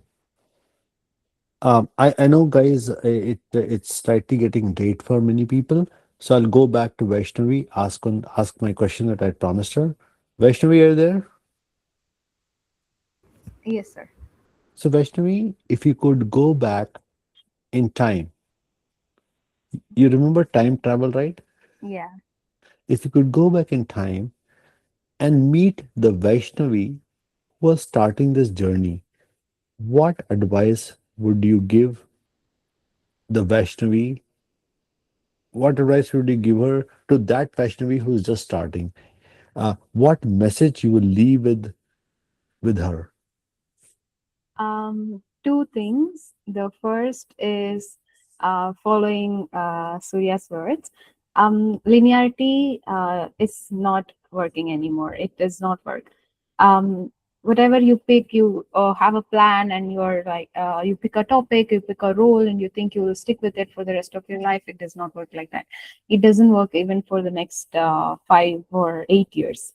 So every domain, irrelevant to specific domains, it is evolving. So my mindset was, okay, if I choose this, if I do this step one, step two, step three, that is all. I'll be in the right path, and I don't have to deviate anymore. So that does not work anymore. I would tell her to be more flexible and be open to non-linear um, pathways. The second is online visibility.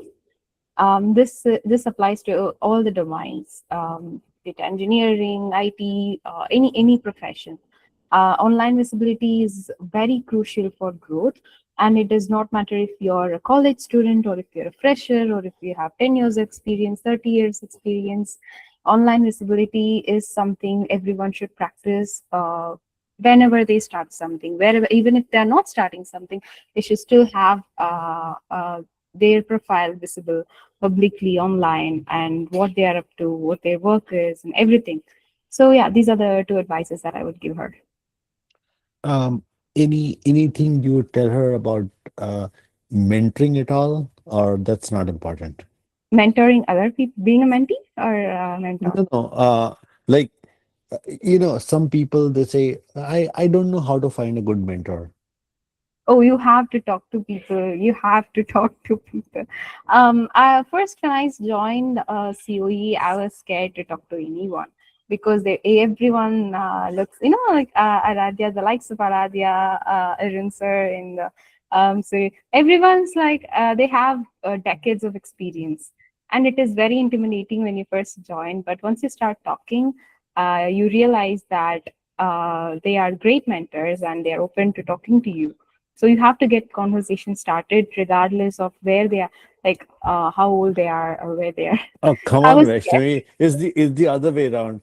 I'm, you know, if I have to build my list of people I'm scared of, a lot to talk to, every time Aradhya calls me and says, "Hello, Arun, how are you? Good morning." And I'm thinking, oh my God, what is going to say next? He might have come up with something new, something interesting, something technical he wants to discuss. Am I prepared for him or not? Then Surya comes up. And I'm also scared of you, Vaishnavi, these days, because I know that you were inspired, you did machine learning certification, you did this, you always talk about research. So and forget Surya, because experiences, they have experience, Aradhya has a lot of experience, some other members have. I'm very scared to talk to you. I will admit honestly, I'm super scared before this interview, when the moment other see, I tell you very honestly that I didn't cause this interview to happen. It was truly, honestly, Ardha just called me yesterday and said, "Hey, by the way, Vaishnavi is available and she's willing to talk to people and share her experience." So I said, "Okay, then go and take the interview." So he said, "No, no, I want you to take it." I was like, "What? I'm so I honestly tell you, I was so scared and nervous to, oh my God, I have to face Vaishnavi. She's coming with all these certifications. God knows what she might say. So Vaishnavi it goes both ways, right? All I right. don't believe it, but yes, sure. All right. Guys, Vaishnavi's story, I want to say this honestly. Vaishnavi's story reminds us that success is rarely defined by where we begin. You sometimes we don't have a choice where we are beginning. It is defined by the choices we make, the effort we invest, the determination to help us keep moving forward. The paths in life, whether whatever background you're coming from, the paths are uncertain sometimes. We are full of doubts, as you've seen. Surya had doubt, Vaishnavi had doubt, Adya had doubt, I had doubt. Everybody that I had talked to had doubts, doubts, doubts. Everybody has doubts. So it is the determination to begin somewhere, right? So Yeah. it is July 4th in USA. It is Independence Day. I've decided, okay, I'll begin somewhere. I do not know. I have a gap in my something knowledge in cloud, in Azure, in Terraform, in this. I'll begin somewhere. I'll not be intimidated. I will begin somewhere. I'll keep moving forward even when the path is uncertain. And that is what Vaishnavi has started shared with us today. That's what Surya has shared. That's what Adya said. And if I talk to every successful people, Namrata, Nagaraj, and many, many people, Lakshmi, Prem Sai, everybody will almost have similar kind of messages. They will have their own voice and own language, but you will realize that the message comes across very consistently.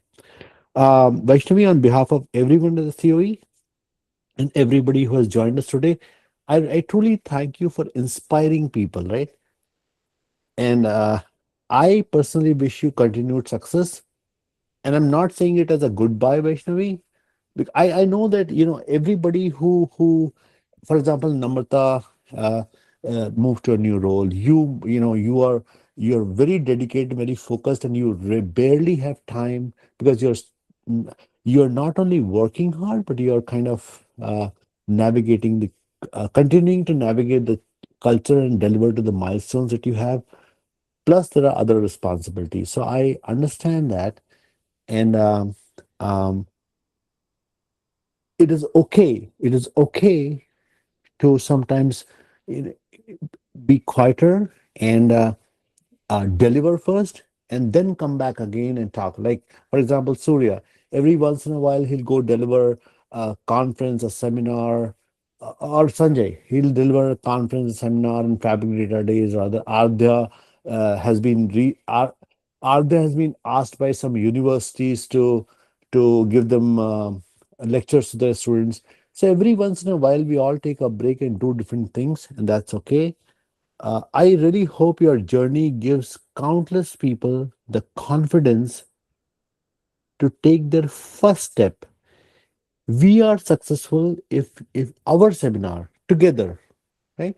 If it helped one person take one step at a time, then I truly feel that this conversation, this time that you sacrificed, others sacrificed, Surya sacrificed, and all the part, if we made a difference in one person's life, that is what I exist for. That is what I hope you guys believe in as well. So thank you, Vaishnavi. Guys, if you have any last minute questions, this is your time. I don't want to hold Vaishnavi. I know she's a big foodie, and guys, it's her week. It's probably her weekend, of course, and she looks hungry right now.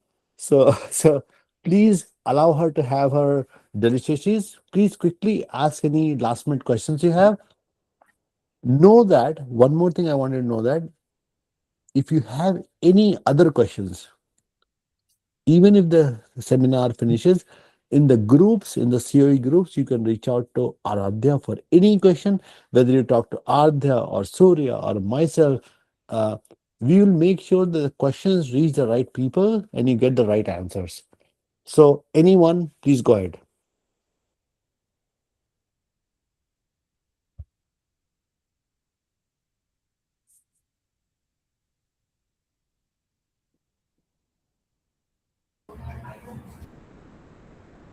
Guys, unmute yourself and ask the question directly. You don't have to type the question in chat.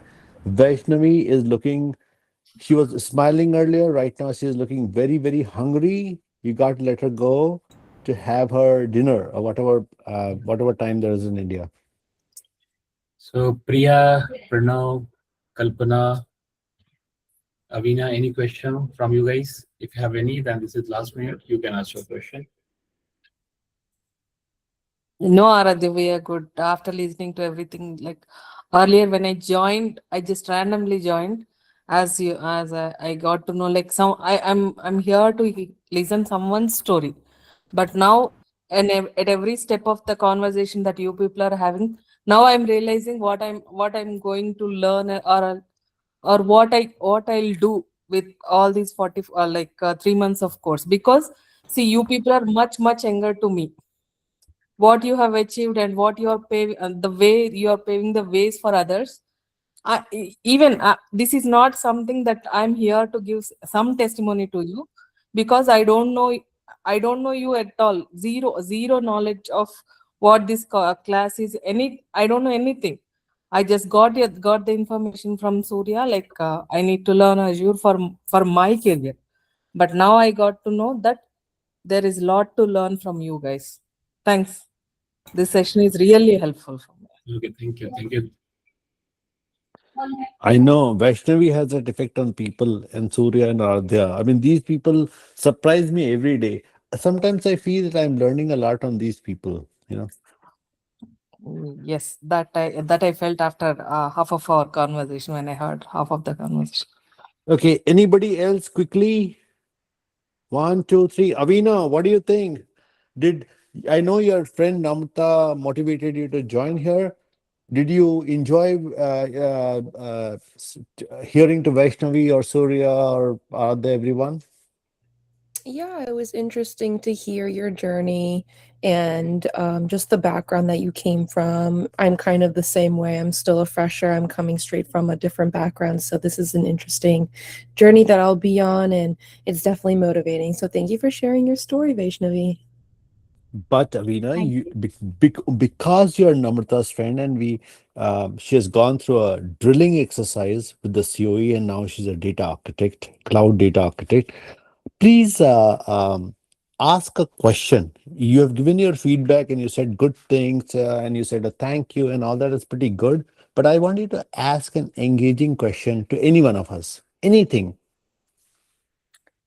I think I might need some more time to come up with the question. Yeah, it's like more. You're truly Namrata's friend, because she says, "Sir, allow me, time. I'll get." And then she will send a text saying, "I thought about it, and here's the question I had." And she's very polite, and her communication skills are excellent.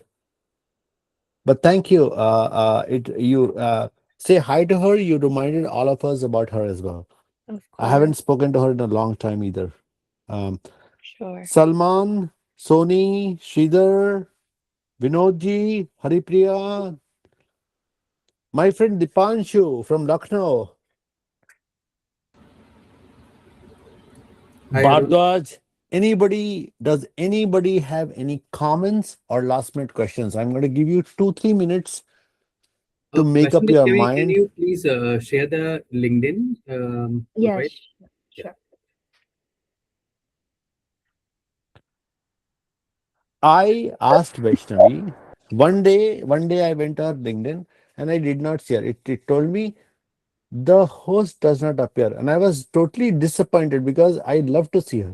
I was super disappointed. And more than me, Surya was disappointed. And more than that, Aradhya was disappointed. Where is our Vaishnavi gone? So then we realized there might be some technical glitch.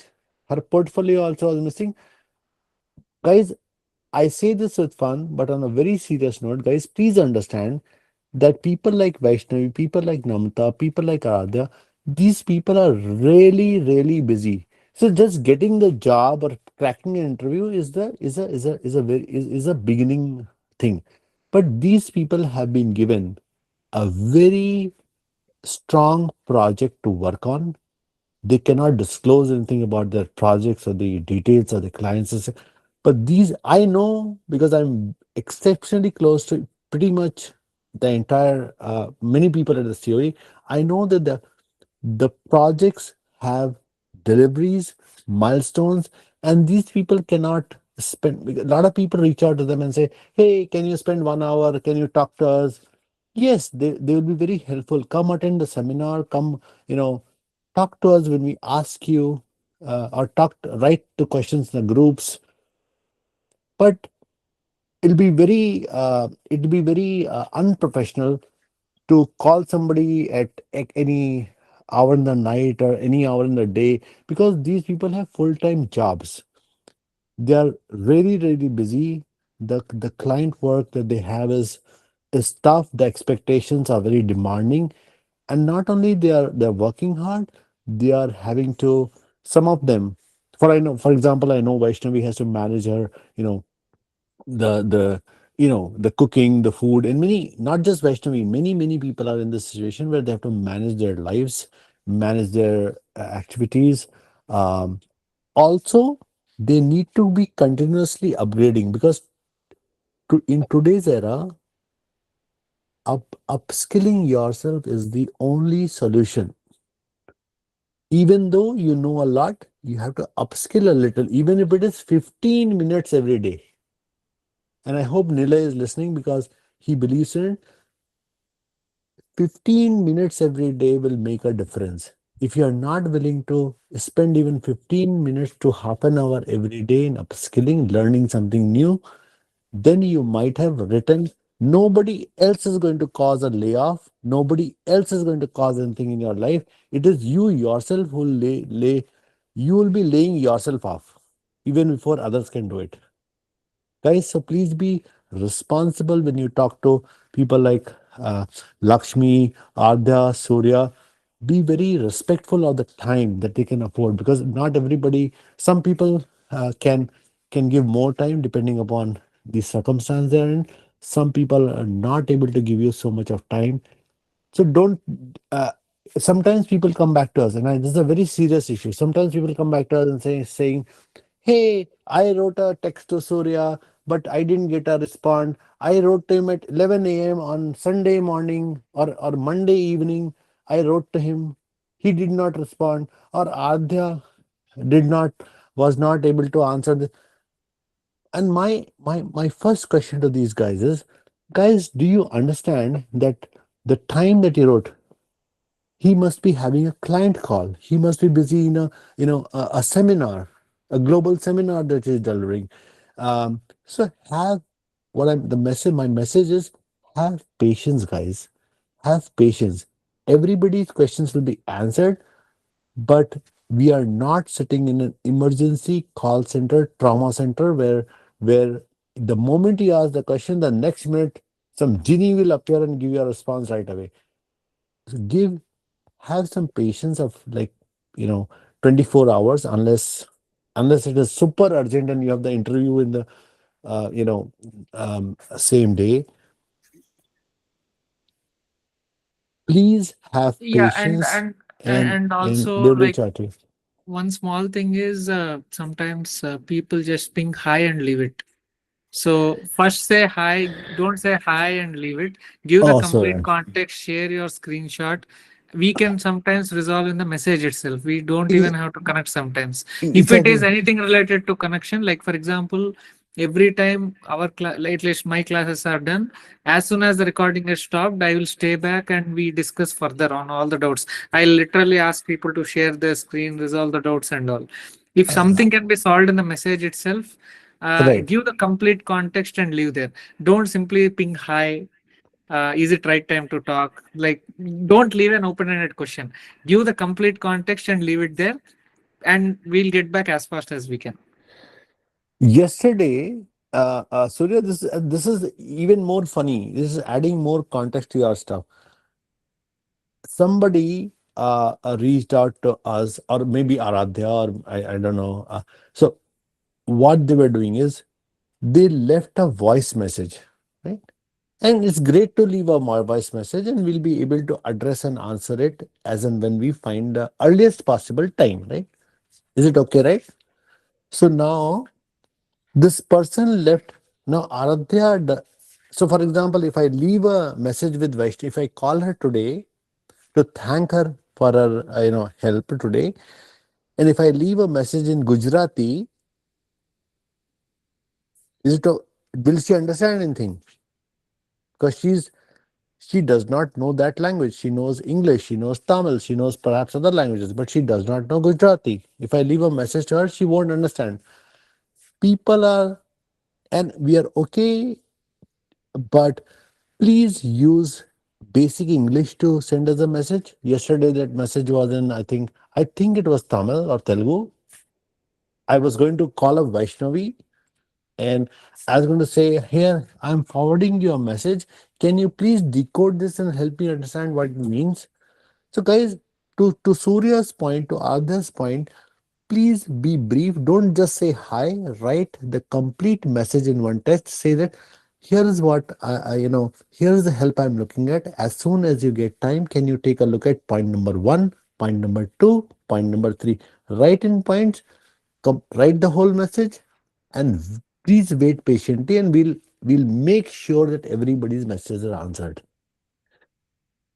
Having said that, guys, unless you have a burning question right now, uh, we will let everyone can have a gift of time and enjoy your dinner.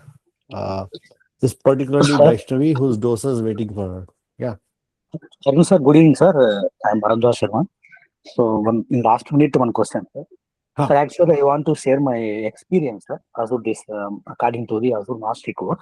Huh. Sir, I have attended in the last week for the Hexaware Technologies for the SC, Hmm. Microsoft IIM Android administration sir, interview. Hmm. Hmm. So, in that interview, they asked, so mainly according to the what are the services are related to the Azure Entra ID, sir. Not in the Azure Entra ID related question.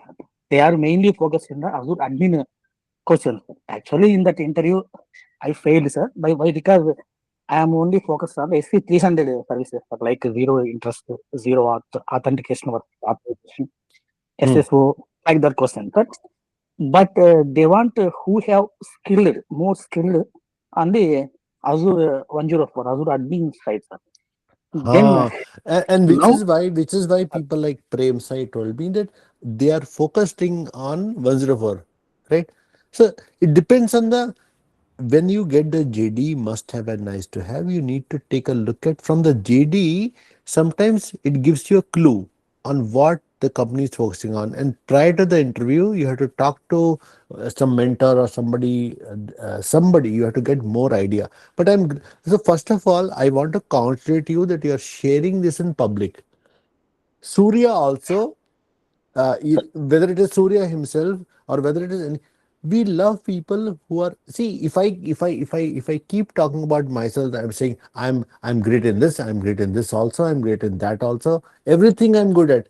Are Baba, if I don't talk about my failures with you, my learnings with you, if I continue saying I'm God, next to God, nobody better than me, I'm like a superstar, that is the worst idiotic mistake that anybody does.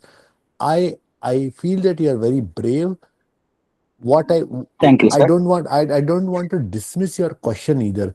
What we can do is let us have a deep dive of interview follow feedback. So let's sit down with Aradhya or Surya. We will take a look and we'll see what are the areas where you can do better from here, where you did well also, and where what we can, and you have yourself said there are certain areas you thought that you would focus more. Yeah, and also if you can have first, what I will suggest you is get the list of all the questions what they ask. Just try to put it in a note text file or a notepad Very file, important. Thank and you for then saying that. Yeah. yeah, yeah. No, not only that, Surya and Aradhya and Vaishnavi. See, when you share these questions, you not only share it with us in private, because private is good. Yeah, you had the comfort, we guided you, fine. But if you put these kind of questions on a regular basis in the group, others will learn, and when they go out for their own interviews, they will also bring back the questions. So that way the community will keep flowing with experiences, questions, successes, failures, learnings, everything. So keep the community growing like this. Because if you don't help anybody and then you expect, or if you don't mentor anybody, you don't participate in anything, but you expect everything from, oh, somebody else will give me. I will just keep sitting. I will just keep mute in all the groups. I will never participate, never ask a question. I'll expect everybody to send me everything. Guys, that's not how life works. That's not how anything works in life, whether IT or not.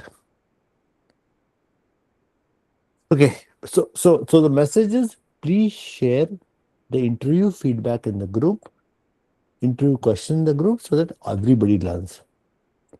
All right. Anybody has any other last minute comment or questions? Sagar Bathani, Salman ji. No, sir. Then Whatever I have questions, I have asked directly to Vaishnavi when I was preparing, doing fabric. I need to set up some time to her, ask some questions myself. So I don't know. If whenever she has a time for me, I'll take an appointment with her. She's very busy these days. All right. Enough of fun. Guys, one last minute. I'm going to give you 10, 9, 8, 7, 6, 5, 4, 3, 2, 1. And I'm going to say dosa. This meeting is just dismissed. so, All right. I just guys, wanted to